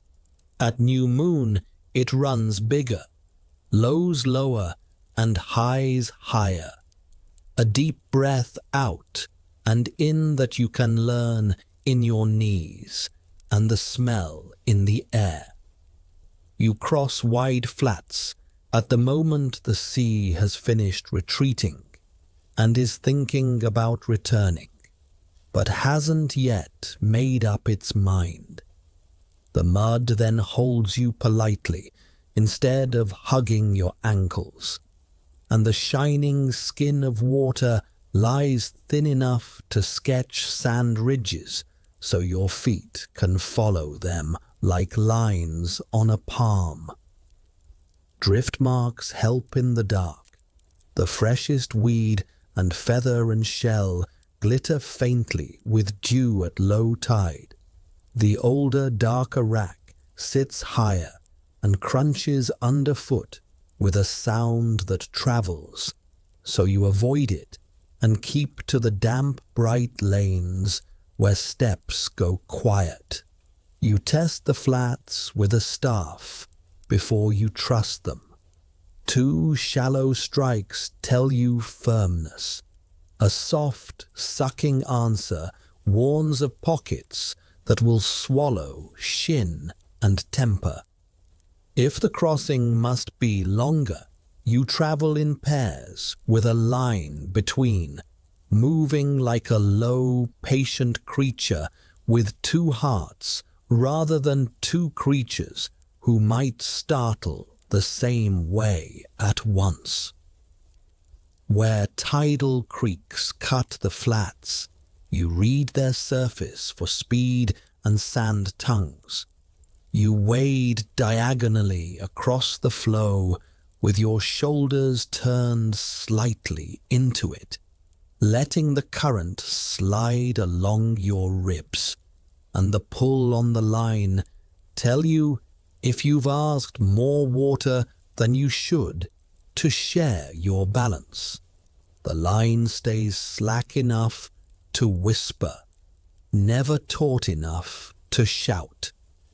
At river mouths, the land's breath argues with the seas. Night helps you eavesdrop on that argument. On moonless evenings, the air often slides out from shore after sunset, a land breeze that combs ripples toward the horizon, and returns before dawn as a sea breeze that lays a faint fingertip of chop against your shins.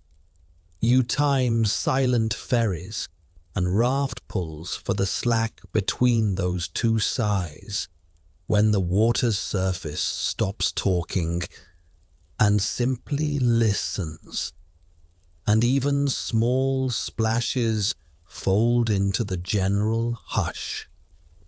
Rafts are low and unromantic, bundles of reeds or sticks lashed tight enough to float in the slow water, not to sail.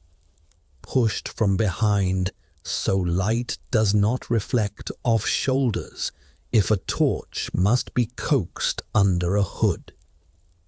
If you must swim a bundle, you loosen straps across your chest before you step in and tuck the ember deeper into its ash, then move as if your spine were a stick and your legs 2 quiet ropes.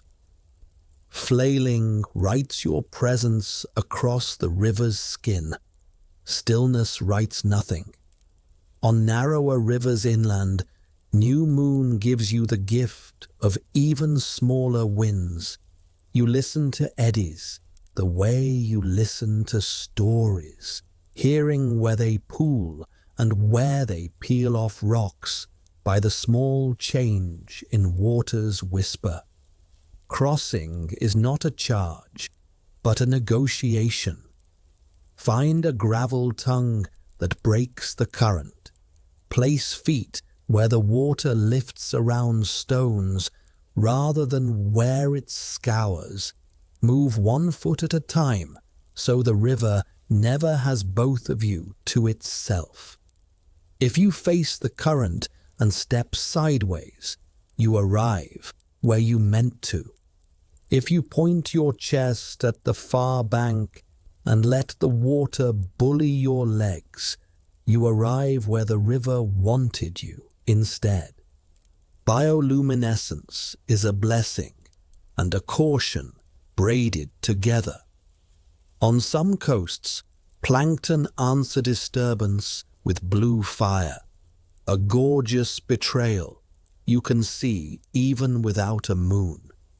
If you must wade through living stars, you cut across where surf has turned the water bright already, so your steps do not bloom alone. You keep to the edge of foam, where glow and sound already belong to the sea. You accept a little wetness higher on your legs to keep the show down low. Where the water is dark and sleeping, you throw a handful of sand out ahead and watch.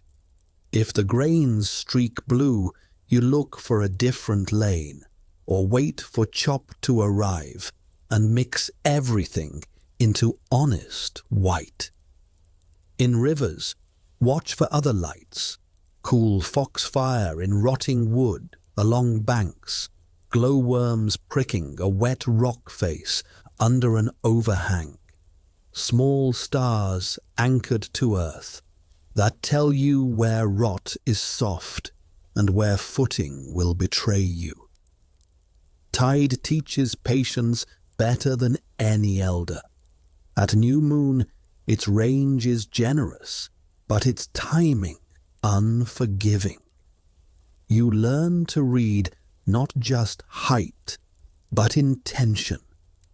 The first subtle lift along the edge of a pool, the way stranded weed suddenly loosens from sand, the change in smell from iodine, dry, to salt wet that climbs into your sinuses before water ever reaches your ankles. You stage crossings with bailouts written in your bones, a hummock that stays dry 2 hands longer than the flat, a notch in a low dune that leads to higher ground, a scrub line where you can thicken into a bush and wait if night does what nights sometimes do, and move faster than you promised each other.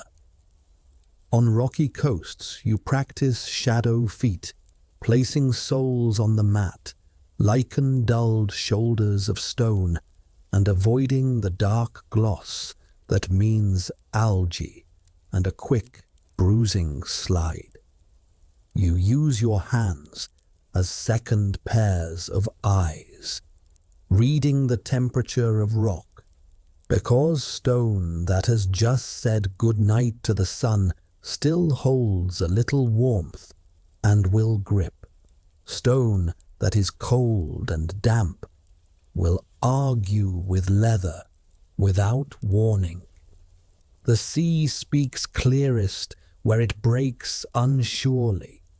The small, irregular clatter of pebbles under a weak wave means a gentle step. The hollow thump that comes back from a hidden shelf means a drop you don't want to meet with knees. Smell is a compass here more than anywhere. The sea's breath fattens as the tide turns inward. The estuary's mud sweetens when it drains. The line where fresh meets salt is not just on your tongue, but in your nose. River cool and leaf shaded on one side, mineral bright and shell loud on the other. You camp upriver where the land's scent owns the hours if crocodiles or their kin rule the brackish reaches. You edge crossings to the side of riffles on nights when eyes belong to banks. You trust dogs more than sticks, where dark water holds stories longer than you can read them. In cold countries, ice writes its own book. New moon makes it honest. Without the moon's glare, you can see air frozen into sheets like delicate milk and avoid them, choosing black ice that shows the river underneath and sings true when tapped with a haft. You crawl where distrust is appropriate, belly low to spread weight, pack pushed ahead, so if the skin breaks, your body remains lighter than the hole you made, and you listen for the change in tone that says shore's ribcage begins. On all waters, you borrow the sky twice. Stars above give you bearing. Stars below in flat pools give you correction.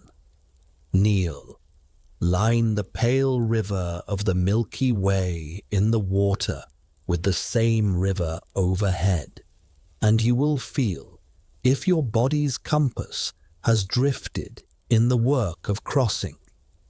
A breath of adjustment, a half step of angle, and the two rivers agree again. Even without stars, the night gives you a vertical, air cool and wide above open reach, air close and warm near bank, fog low and honest over current. Fog at new moon can be friend if you learned its grammar. Stay on the upwind edge where sound comes clean and silhouettes do not pop into being at a spear's length. Keep to reeds you can brush with elbows so you never surprise yourself with a sudden, noiseless drop. Mark your wake with the faintest scrape on a low stem that only you would notice on the way back. Boats, when you have them, are built to show no opinion to light. Hulls are rubbed with ash or smoked so their sides don't wink. Seams are mended in the day and checked by feel in the night. Paddles are edged with thin rawhide that drinks the slap and returns only a push.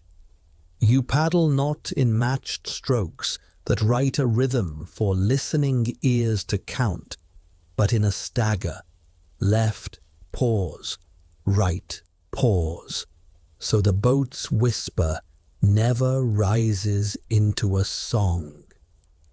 You turn not with a broad sweep that flares the blade to the sky, but with a low pry that stays in shadow.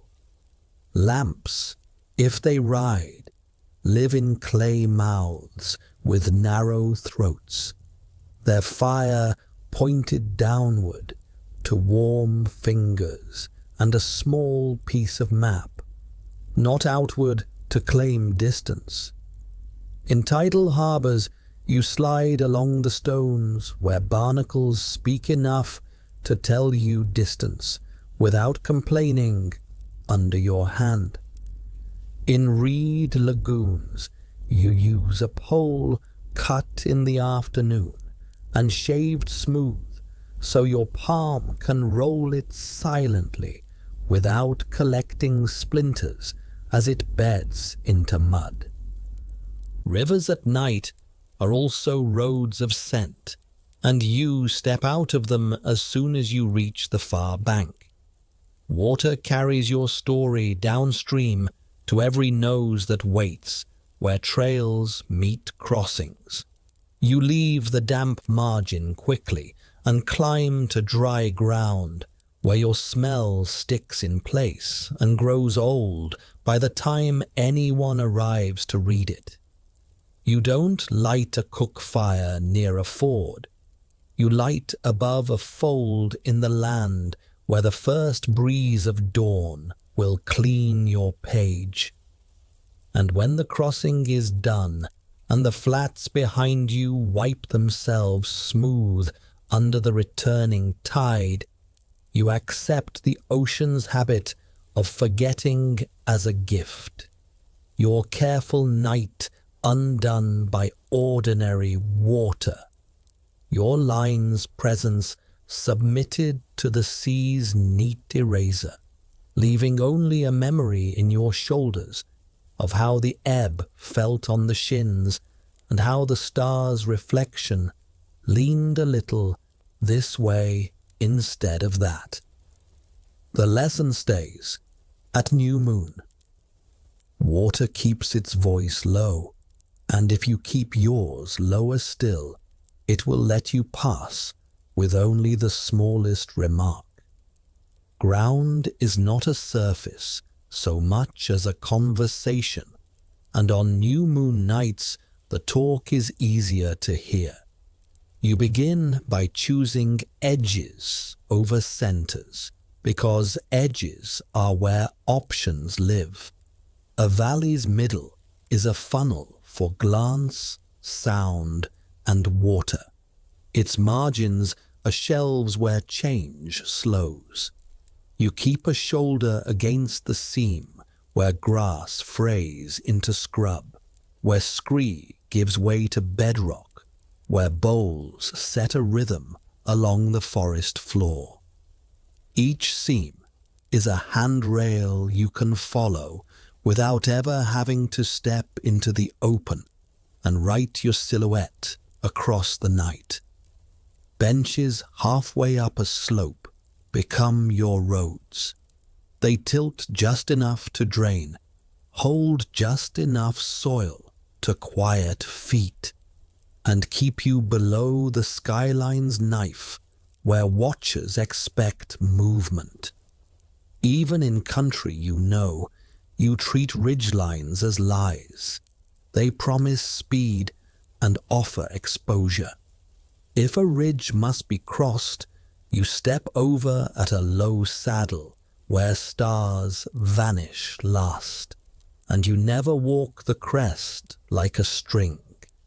You cross it as if embarrassed to be there, then drop again into the patient shadow the land makes for you. Under star-only light, the ground tells truths it hides in sun. Lighter dust catches the weak glow like a breath. Darker patches drink it. A faint pewter sheen whispers of firm sand.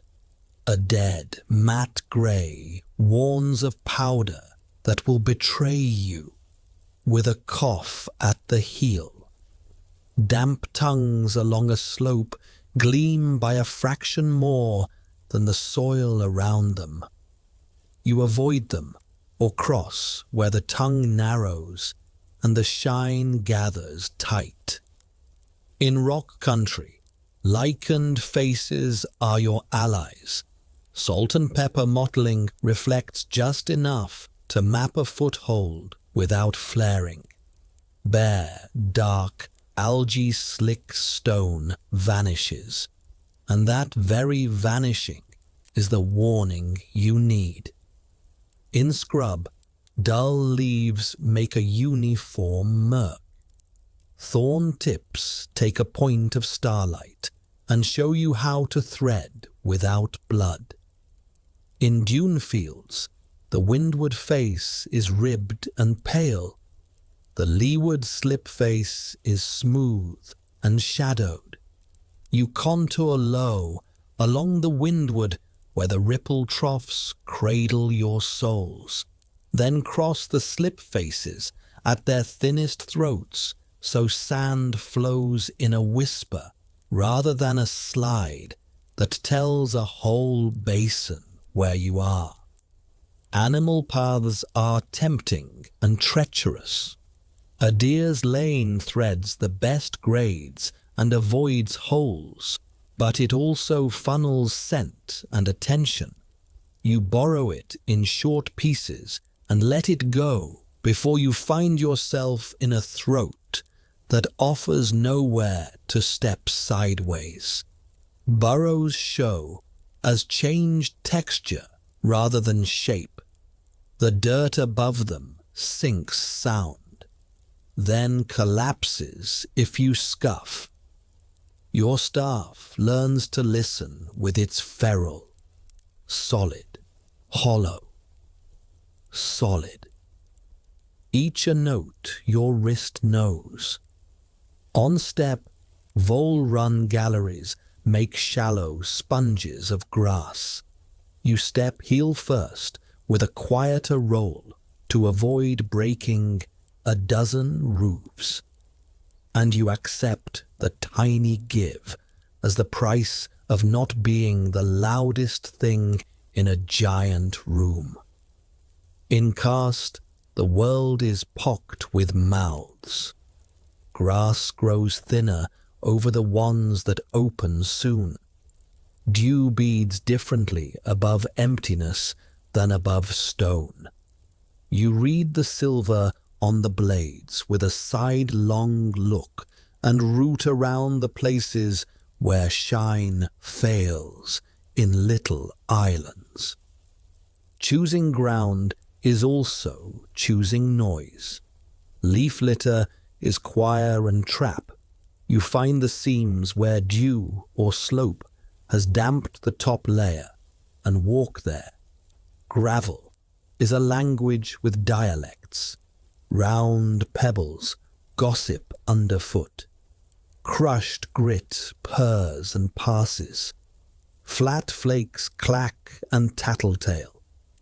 On new moon, you can see just enough to pick the purring runes from the clattering ones. Carry your line onto the pale belt where feet will speak less and the night will keep your confidence. In tundra, hummocks are pillows with hard hearts. You plant on the collars between them, not their crowns, so ankles don't pitch and tendons don't complain. Bog country wears deceptive skins. The darker, healthier moss is often more buoyant than the pale, ragged mats. The trick is to seek the places with fewer stars reflected and a more even softness under the staff. If you must commit to floating mats, you spread weight, loosen strap, slide pack to the front so you can crawl if asked. Let hands carry as much as feet. Forest at new moon is a hall of columns and low ceilings. Pale-barked trunks, birch, aspen, borrow the sky and give it back as ghost bars. You walk between them like stepping from window to window. Fallen logs are both bridges and sirens. Those with bark still rough drink shine and offer grip.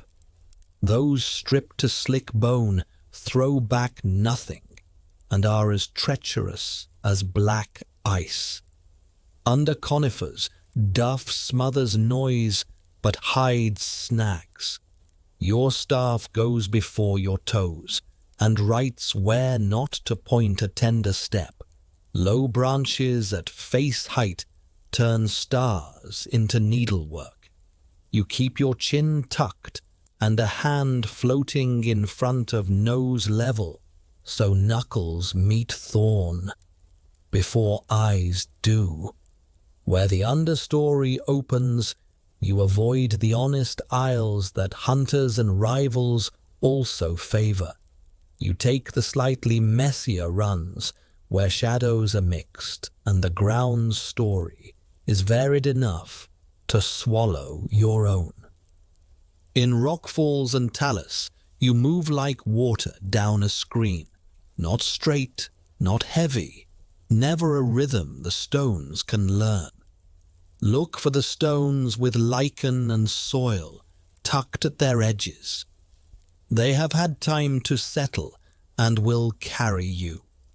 The clean ones that ring at a tap are still new to their places and will turn under an impatient foot. Flat, tabled stones are invitations and traps. Step only on the leading edge and step off before the trailing edge learns your weight. If you must cross a scree slope, contour and test. The rocks that whisper under your soles are telling you the angle at which the whole plane is happy to move. Stay shallow of that, and the night keeps your secret. Go a breath steeper, and you start a murmur that will run for 1,000 steps. Snowfields under new moon are maps in relief. Sastrugi ridges show the prevailing wind. The windward is firm and reads like pale bone. The lee is sugary and refuses your angle. You cut across grain in short diagonals and let the wind's old work carry your new plan. Picking the ground for rest is as important as picking the ground for stride. You choose a perch that breathes, not a bowl that hoards cold. Look for spider webs strung at ankle height. They advertise calm air. You avoid them, and you also learn from them. Avoid sleep under widowmakers, dead limbs that only pretend to belong to a tree. If starlight paints the branch a little more brightly than its neighbors, if it sits at a bad angle with bark already peeled, you pick a different roof. The best beds are tilted a thumb toward dawn so dew drains away and morning light finds you gentle. The worst are in the center of animal crossroads where hooves will write their own plans through hours you'd rather spend dreaming. You clear twigs by hand, not with the heel, because stomping writes noise into a place that will remember you longer than you wish. If insects rule, you cuff hems and sleeves with a twist of bitter leaf. You set a small, smokeless ember near feet so the faint warmth makes a pocket you can share, and you leave the bright cooking for the hour when air rises and carries your admission upward. In desert, moonless choice is heat as much as shadow. Dark stone radiates into night. You avoid it for rest and seek it for morning warmth. Salt flats look like promise and become glare and thirst if you misjudge. Under stars, their skin takes on a porcelain sheen that is lovely and wrong. You choose the margins where the crust is duller and gives underfoot by a hair, because there the flats are still honest and will not crack loudly. Cacti speak in silhouettes, even without a moon. You read the negative space as much as the form, and go where the sky between spines is widest. Arroyo beds are highways written by water. They seduce at night and punish by storm. New moon makes their walls less impressive and their floors more safe than they are. Under no sky do you sleep in a wash if there is any other shape to choose. Along cliffs, the ground you want is not a line, but a set of ledges that agree with your body. Side hill on goat tracks will save miles and cost ankles.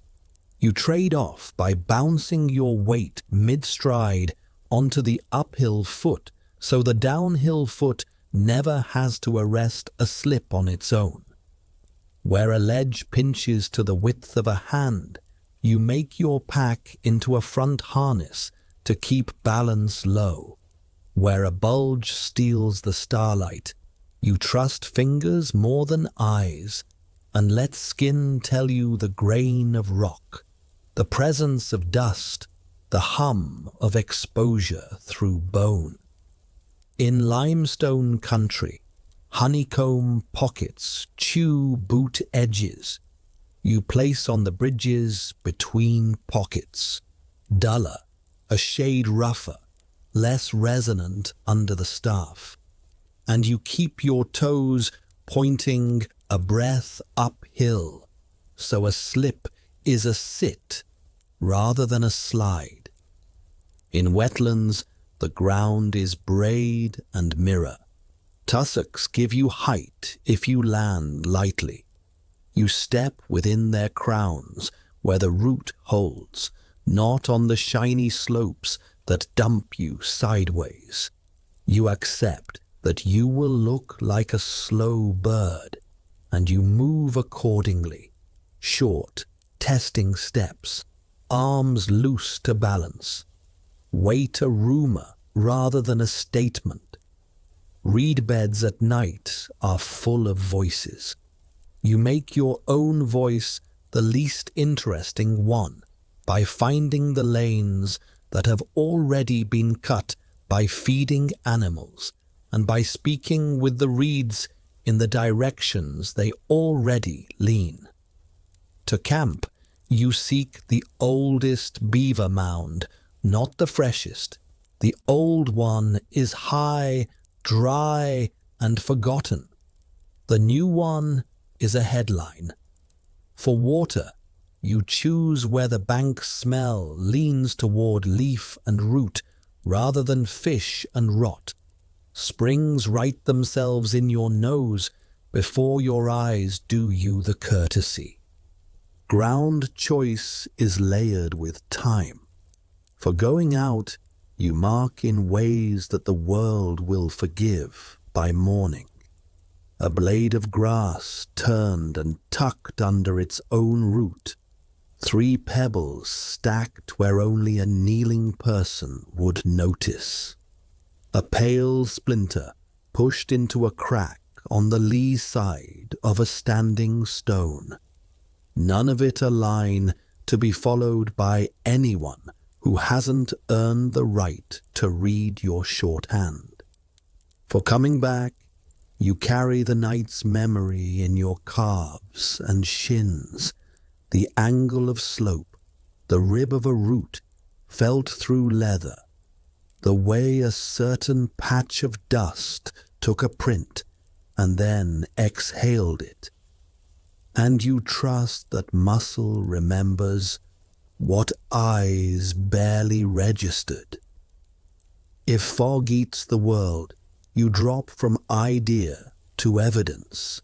The faintest trickle lines in dust point downhill.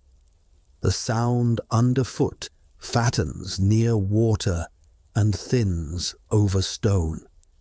Cold settles in bowls and warms a hair on rises. You string those truths into a path that looks humble and is exact. Leave no trail is not only virtue, it is defense. On new moon, you can afford to be neat. You prefer ground that forgets, stone, hard duff, dry grass with quick rebound. When you must cross a teller, mud, silt, you shorten stride so prints overlap and write less. You angle across at a place where wind and water will lift your letters before noon. You step on your own footprints when you backtrack. If you cannot erase, you confuse. A scatter rather than a line, pauses where a reader expects pace. A last stretch on stone so the story cuts out without a period, and anyone following must guess the ending. Your camp is fluffed back into itself before you leave. You lift mats and shake grass upright. You replace a log you borrowed for a seat. You smooth ash until it looks like the ash the ground makes without your help. The best ground is always the one that gives you two answers when tomorrow changes its mind. A path with a shoulder you can step into. A bench with an exit in two directions. A camp with a second, quieter hearth already thought of if the first gets famous. Under new moon, the land is generous to the careful. Edges tell the truth, centers broadcast. Pale things whisper where to place weight. Dark things warn where not to. Drains are visible in the faintest gloss, and safe places in the faintest breath. You learn to see with the sides of your eyes, to listen with your ankles, to trust the unreadable patch long enough to ask it a better question with your staff. In that way, choosing ground becomes less a series of lucky guesses and more a relationship with the dark itself, a practice that takes the wildest shapes the earth offers and fits your moving body into them until both of you are telling the same quiet story. A line that moves well at new moon moves like one animal with many minds, and the trick is to give those minds the same heartbeat without ever teaching the night your song. Signals live in touch first. 2 light taps at the inside of a wrist mean turn. A squeeze and release mean halt. A thumb stroking once along the forearm means step down. Twice means step high. A cord of soft fiber runs wrist to wrist between the lead pair and the next, knotted at intervals that count meanings, the third knot for gather, the fourth for backtrack to the last safe ground, the fifth for hide the ember. The tug is never a jerk. It is a question asked of skin and answered in muscle. Even children know these questions by the time they are small enough to walk and big enough to care, because in daylight they practice with closed eyes until their feet and fingers translate without the help of sight. Sound comes second, shaped to fit inside the night's own voice. A reed speaks in 2 shy notes that no owl would bother with. Down, then down, for I am here. Down, then up, for I am here, and I need 2 breaths of time, a short tremble for step away from center. The reed points into the keeper's cloak, not out toward the world, so the call returns to the caller as much as it travels forward. Hands speak when they must, but hands are bright if they open like birds. In dark, they become stones, fingers tucked, gestures small, a single knuckle drawn along a shoulder blade to say, left, a palm pressed against a spine to say, stop thinking and kneel. Rhythm is the net that catches all this meaning and keeps it from unspooling. Steps follow a gait that refuses predictability just enough to sound like weather. 2 soft, 1 softer, a pause that could be a breath or a listening, then 2 again. The leader does not stamp cadence like a drum. The leader breathes it, and the line listens to breath the way a fishing line listens to current. On gravel, the rhythm learns more sway. On leaf litter, it shortens. In reed, it stretches so stems have time to settle before each calf whispers through. Rest is not a cliff you fall off. It is a shallowing, a gentle heel, to toe slowing until stillness arrives without a word. During those rests, the same sequence repeats like prayer, with uses hidden inside it. First, count. Not aloud, not even in numbers. Check for the shapes you know. The slope of a friend's shoulder, the unmistakable angle of the old man's hat brim, the child's braid tucked into her collar. One by one, each mind touches each presence, and when the last is touched in thought, the whole group exhales a little, and that exhale is the agreement to begin the small chores. The ember is aired first, because it is everyone's tomorrow. A reed hums, not a blow. The lid opens only a finger. A pinch of ash falls where brag tried to rise. A sliver of punk or felt is tucked if the glow was shy. No one gathers around to watch, because watching is heat wasted in eyes. Only the keeper and the apprentice look, and even they look with the kind of glance you give a sleeping child. Water passes in a circle that has no beginning. Sips, not gulps. Lips wiped on the back of the wrist so glisten does not collect. Gourds recapped with a twist that seats without a click. Loads change shoulders if they need to. Not heroic swaps, just ordinary kindness. The coil of cord that had hummed against a collarbone goes to a fresh neck. The bundle that warmed someone's lower back moves to someone who's cold. Feet speak next. Leather is lifted, grit shaken, strap shifted, a finger width. A heel rubbed with ash where moisture tried to tell a story that would become a blister. A stone that has been warmed in a pocket trades owners and rides against a belly for someone who shivered during the last crossing. A line of resin is drawn across a little tear in a cloak and pressed between palm and knee for the count of 20 heartbeats.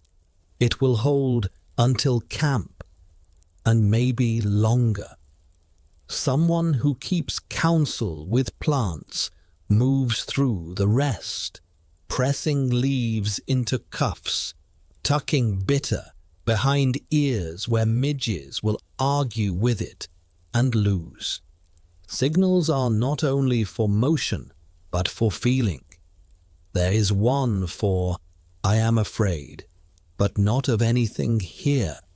A full hand touch that rests and then lifts, as if taking a weight from a friend's shoulder. It is answered by moving that person inward 2 places, and by handing them the reed for a little while, so breath has a job other than worrying. There is one for, I am carrying anger. 2 fingers tapped twice high on the back. It is answered by giving that person a bundle that likes attention and cannot be angry at the same time. Wrapped embers, a lamp to hush, a cord to keep from singing, because busy hands are the first medicine for hot thoughts. There is one for a story at the next rest, a fingernail traced quickly on a forearm, It is answered with a squeeze, a promise that story won't be lost in the long dark. And stories not lost make people walk straighter. Scouts do not vanish. They hover like moths just beyond the warm center of the line. Their radius is a distance that can be closed in 20 heartbeats at a trot. Farther is indulgence, and indulgence belongs to daylight. They do not go ahead by time. They go ahead by features. One saddle, one bend in a stream, one break in a wall of brush. And then they wait with their backs to the line, so their eyes are already facing the thing everyone else must see next. They do not report with words when a touch will do. A folded hand on the cheek to say, "Cold wind ahead." A palm at the small of the back to say, "Steep." A hand lifted at shoulder height to say, "Eyes on the ridge." If danger is not danger yet, the news travels backward with that chord, and with tiny changes in footfall. If danger is now, the news runs like mercury through wrists and spines, and everyone becomes smaller, without looking at one another as if looking could help. A dog who has learned the line's language raises a tail for a heartbeat. This is our smell, hours ahead. And no one praises him because praise is bright. A knee brushes his chest, and that is how he learns he did well. The road teaches counters that are not numbers. A line counts itself by breath lengths, by the climb of a certain star above a notch, by the times a reed has been turned to mouth since the last river. Children count by touching each other's elbows. During rests, left elbow first, then right, then left again. And if a hand must travel too far to find an elbow, someone adjusts places so no hand will travel too far next time. The very old count by stones in a pocket, moving one to the other side each rest and smiling when the last stone announces that the sleeping place is near. Not because 70 has meaning, but because the pocket has meaning. The keeper counts by ember. If it asked ash 3 times in an hour, there is wind with a mind of its own. If it asked none, the nest needs more breath, and so does the group. Care is policy, not accident. There is a way to fall that everyone practices by choice in the forgiving light of day. Knees first, if there is no slope. Hip first, if there is. Hands later, not earlier, because wrists break courage as quickly as bone. There is a way to carry someone that doesn't write the rest of the night into the ground. 2 belts cross to make a seat. A 3rd belt becomes a chest strap, and the lifted weight is held high where it belongs to more backs at once instead of stealing one back for the weak. There is a way to say, "I cannot," which is to squeeze the cord twice and stop walking without apology, because apology wastes air and time, and stopping is not failure. It is early wisdom. When hunger arrives with teeth instead of a polite knock, care is measured out small and quick, a finger of fat, a mouthful of soft starch, a bead of honey under the tongue, enough to turn the body from argument to work without waking the kind of appetite that will steal water and leave thirst in its place.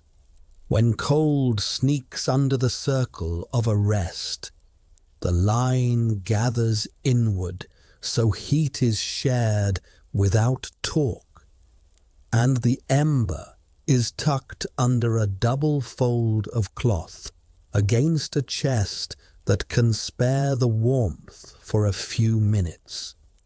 And no one is a hero, because heroism glitters, and glitter is a kind of noise. Rhythm also means decisions made once, so they don't have to be made again when fear is loud. If a person is lost from touch, the line does not scatter. It becomes a stone. Stop, kneel, count, listen. The lost person follows the same law in miniature.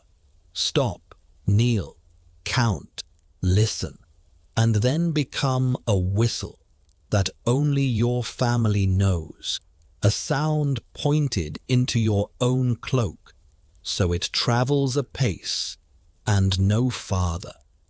The reunion is not greeted with jokes.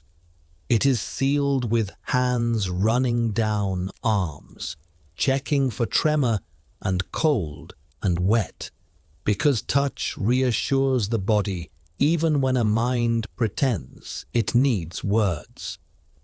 If a torch is taken by wind or accident, fire does not blossom in a fright to replace it.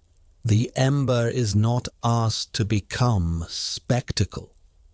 It is asked to become itself, and then slow match, and then a second torch, if the night truly needs it. If a rival's dog calls from far, and the line must choose to be rock or river, the decision is made before the bark. Rock if there is shadow deeper than stride, river if there is gravel to write the lie of water on your steps, always with the ember damped, so its small talk won't join the conversation. The little ministries of care run like tributaries into the big river of motion. The quietest walker takes the place just behind the oldest ankles, so steps are softened before bones with opinions have to answer. The tallest walker takes the place that collects hanging branches before they find faces. The one with the most patience walks beside the child who will ask 5 questions and then sleep on her feet and then walk again. During the last rest before dawn, everyone rehearses morning once. Strap, strap, lid, knot, strap. In that order, because dawn loves to scatter habits, and scatter is a luxury you gave to the day when you chose to belong to the night. The apprentice keeper hums the ember awake, one shade brighter than sleep, and then tucks it deeper again, so the eyes of the group do not learn to expect light, just because the East has plans. Care is also the way the group speaks about itself when no one is talking.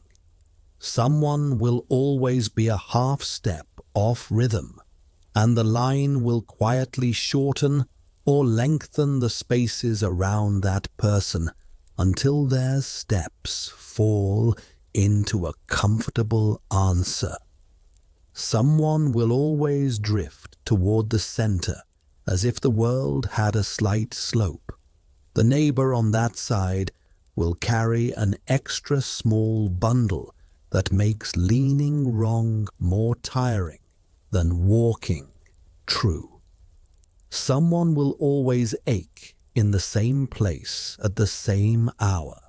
At the rest just before that hour, without a signal, the warm stone will find that person's hand, and the strap that has bitten them before will have already been turned under, so the next miles are smooth. None of it is charity. All of it is structure, as firm and kind as a basket. A line that moves like this does not become famous. Fame is for loud travelers. It becomes something better. It becomes a road the night itself approves of, a sequence of breaths and touches that keeps going because it never once needed to boast about going. When morning finally unwinds the dark and the first birds tune their throats, rhythm changes tempo, but not nature. The reed is put away without flourish, the cord coiled in the same loop every time, so fingers find it a day later. Without looking, the ember invited to rise, not because the sun demands it, but because breakfast does. Counting ends in food, then begins again under a different sky with the same gentleness. The line's heartbeat doesn't stop with light. It moves to a quieter room inside each person, where it keeps time until the next new moon calls everyone back to the soft language of touch and breath and ash and the long, careful music of going together. A new moon is not a hole in the month. It is a hinge. Days on either side lean toward it and then swing away, and people who travel by dark learn to feel that hinge in their bones long before the sky makes it obvious. The counting starts quietly. A stick near the hearth earns a notch at each first sliver after last darkness. A seed bead is slid along a thong, for each night the crescent grows fatter.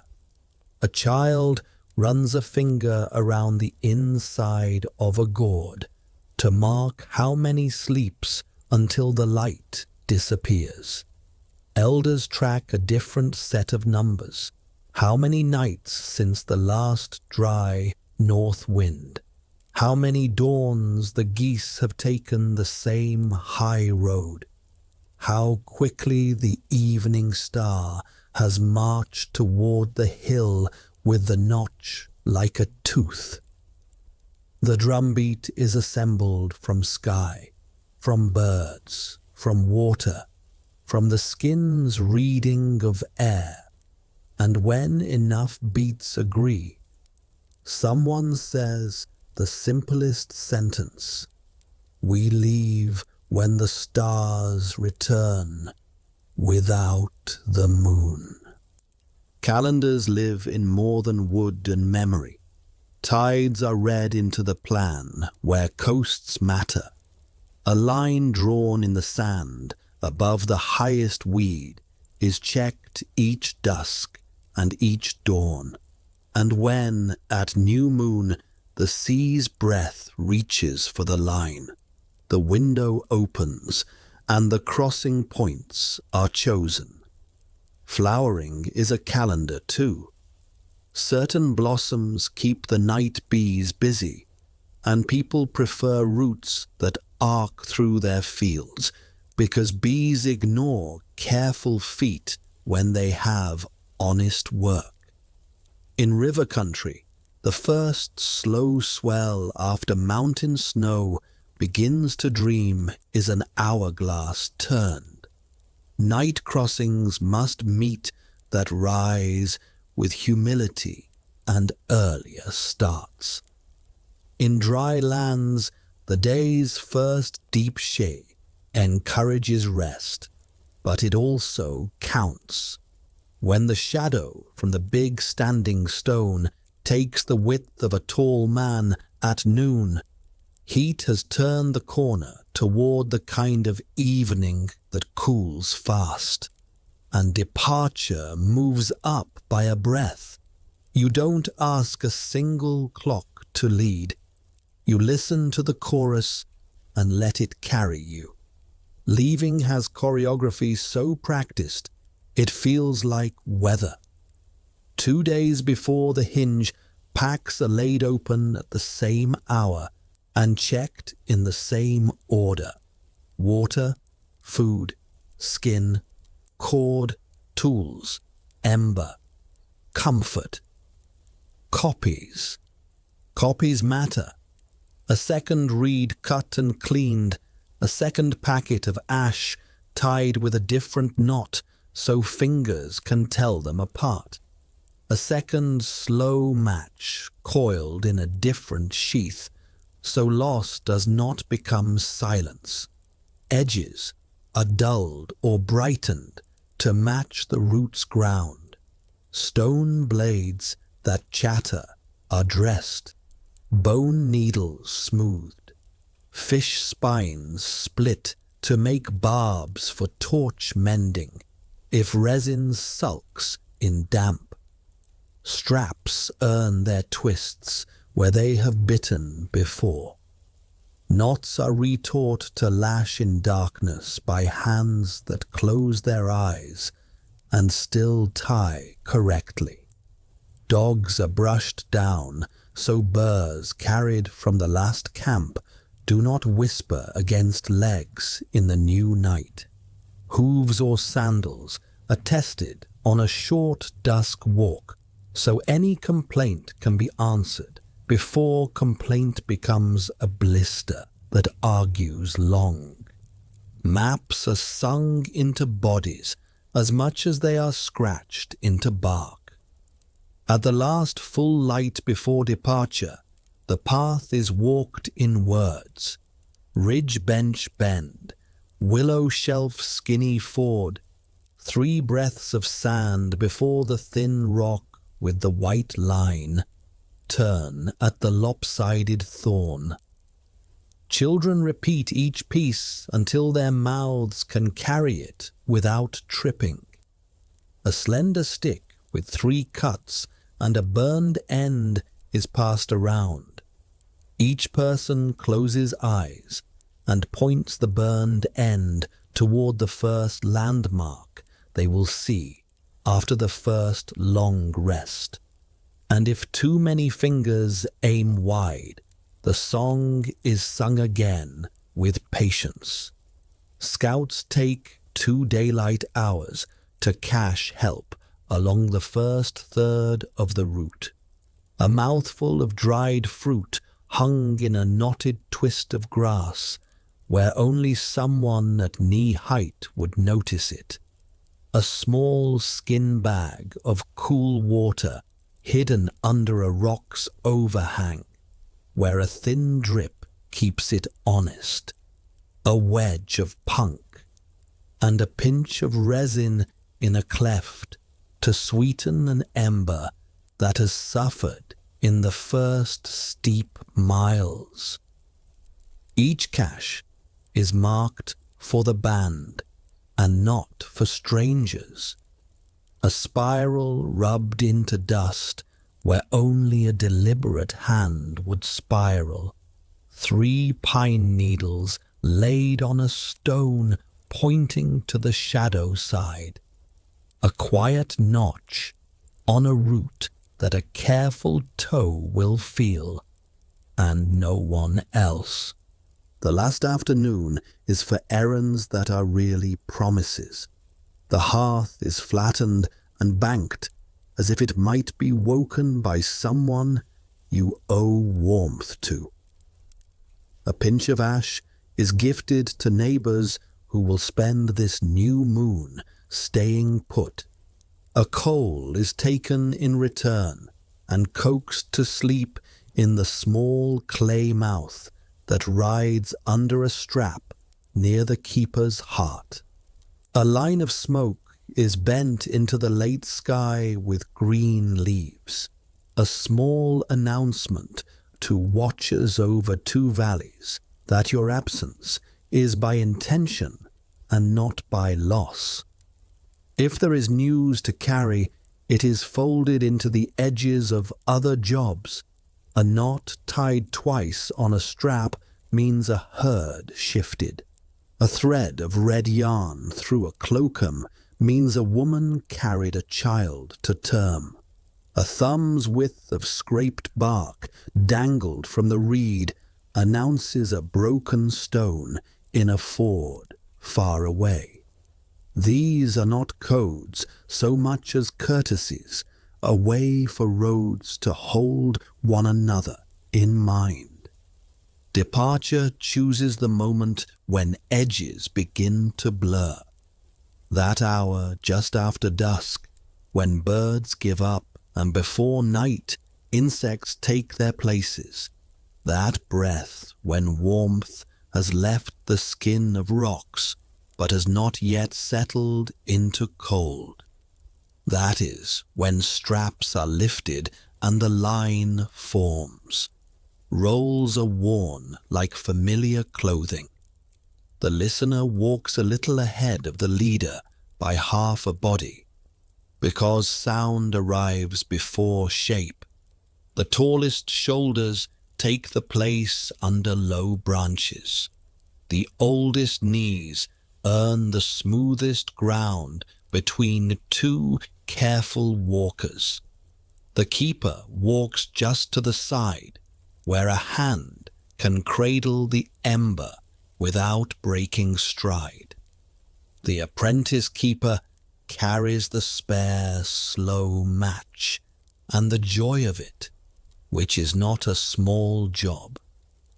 The first thing that moves is not feet, but breath.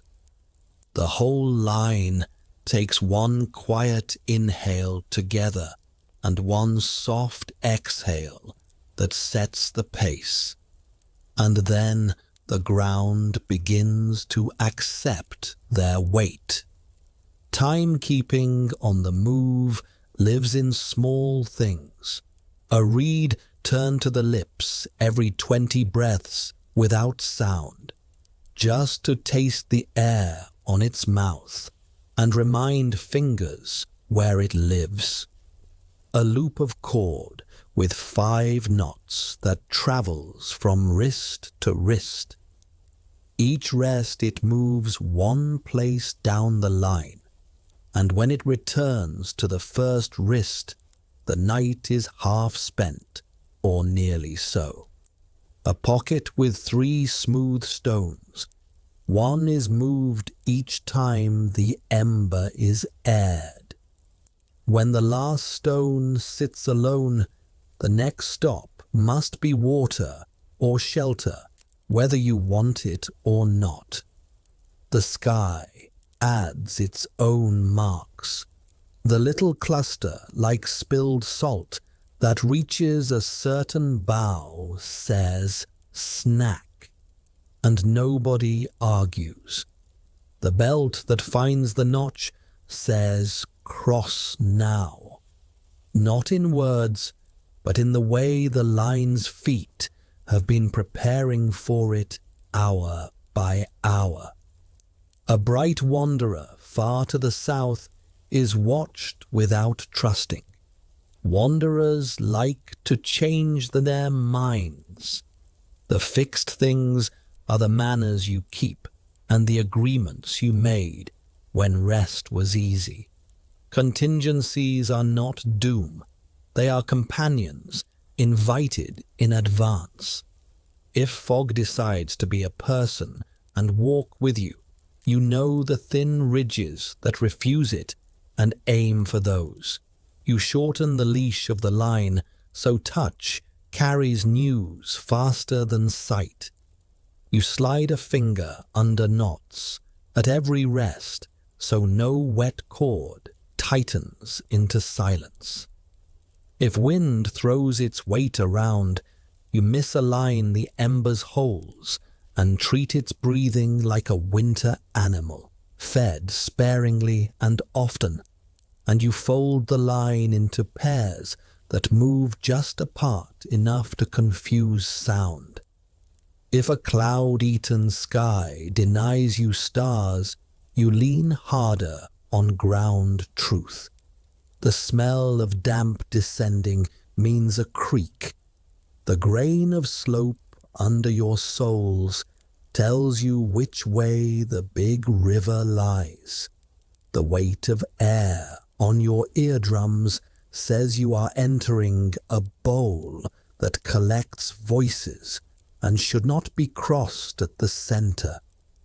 If a rival's fire shows where you did not expect it, you do not turn like startled deer.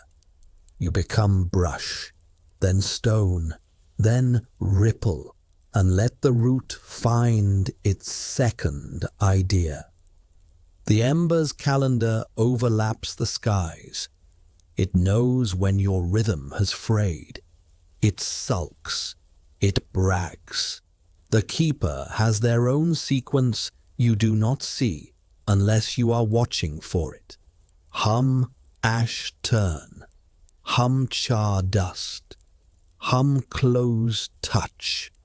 Each a way of asking the coal to stay in step with the plan. The apprentice learns to tell time by heat.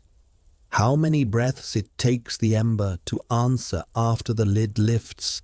How quickly the glow decays once the reed is put away. How a greedy coal sounds different against the clay than a patient one.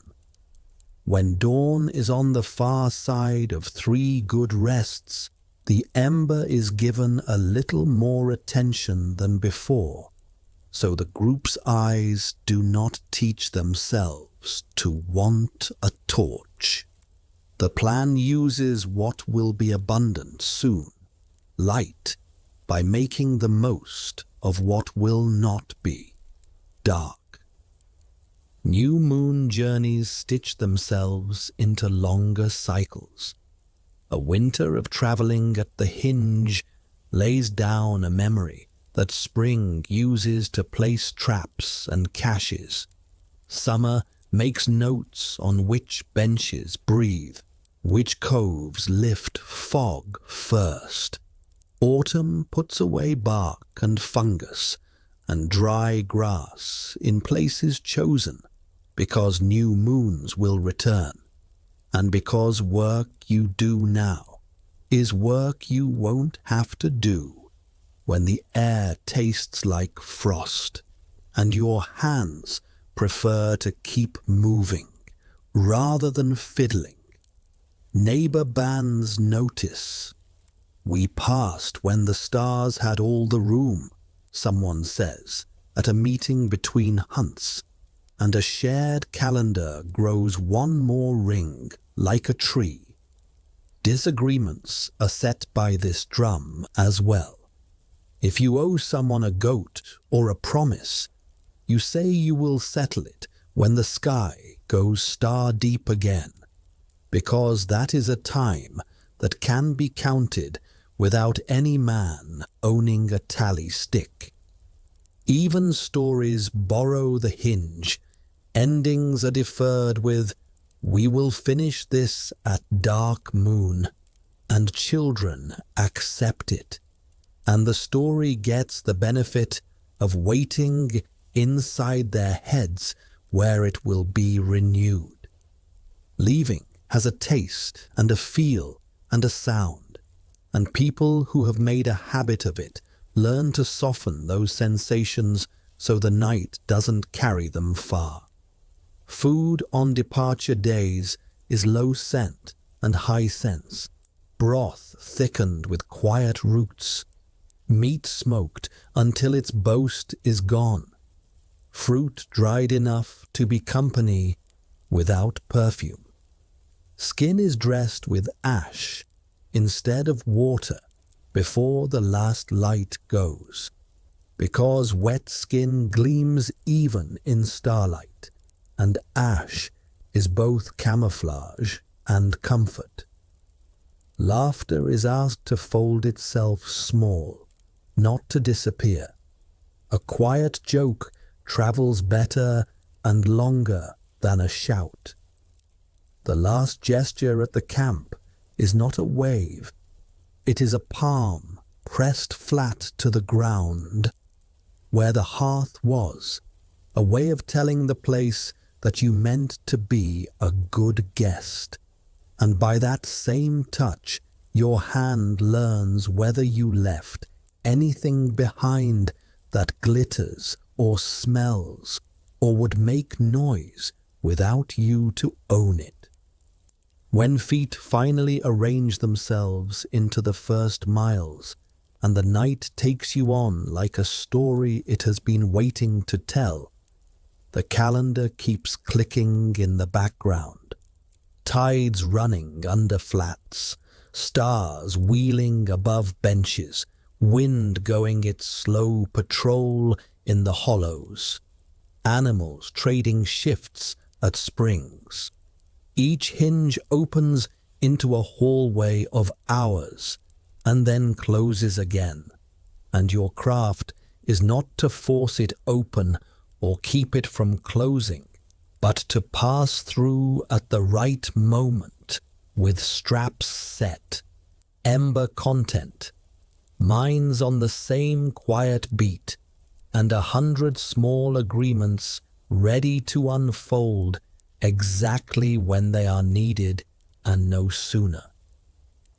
You are not leaving so much as entering the place that the dark makes available only when the month forgets to shine, and that place, if you treat it with its own manners, will carry your little caravan forward as if the road had been there all along, waiting to be felt rather than seen. If tonight's walk through the new moon dark helped you drift, tap like, subscribe, and share a thought before sleep. Until next time, bank your worries like embers, breathe easy, and let the stars keep watch. Good night.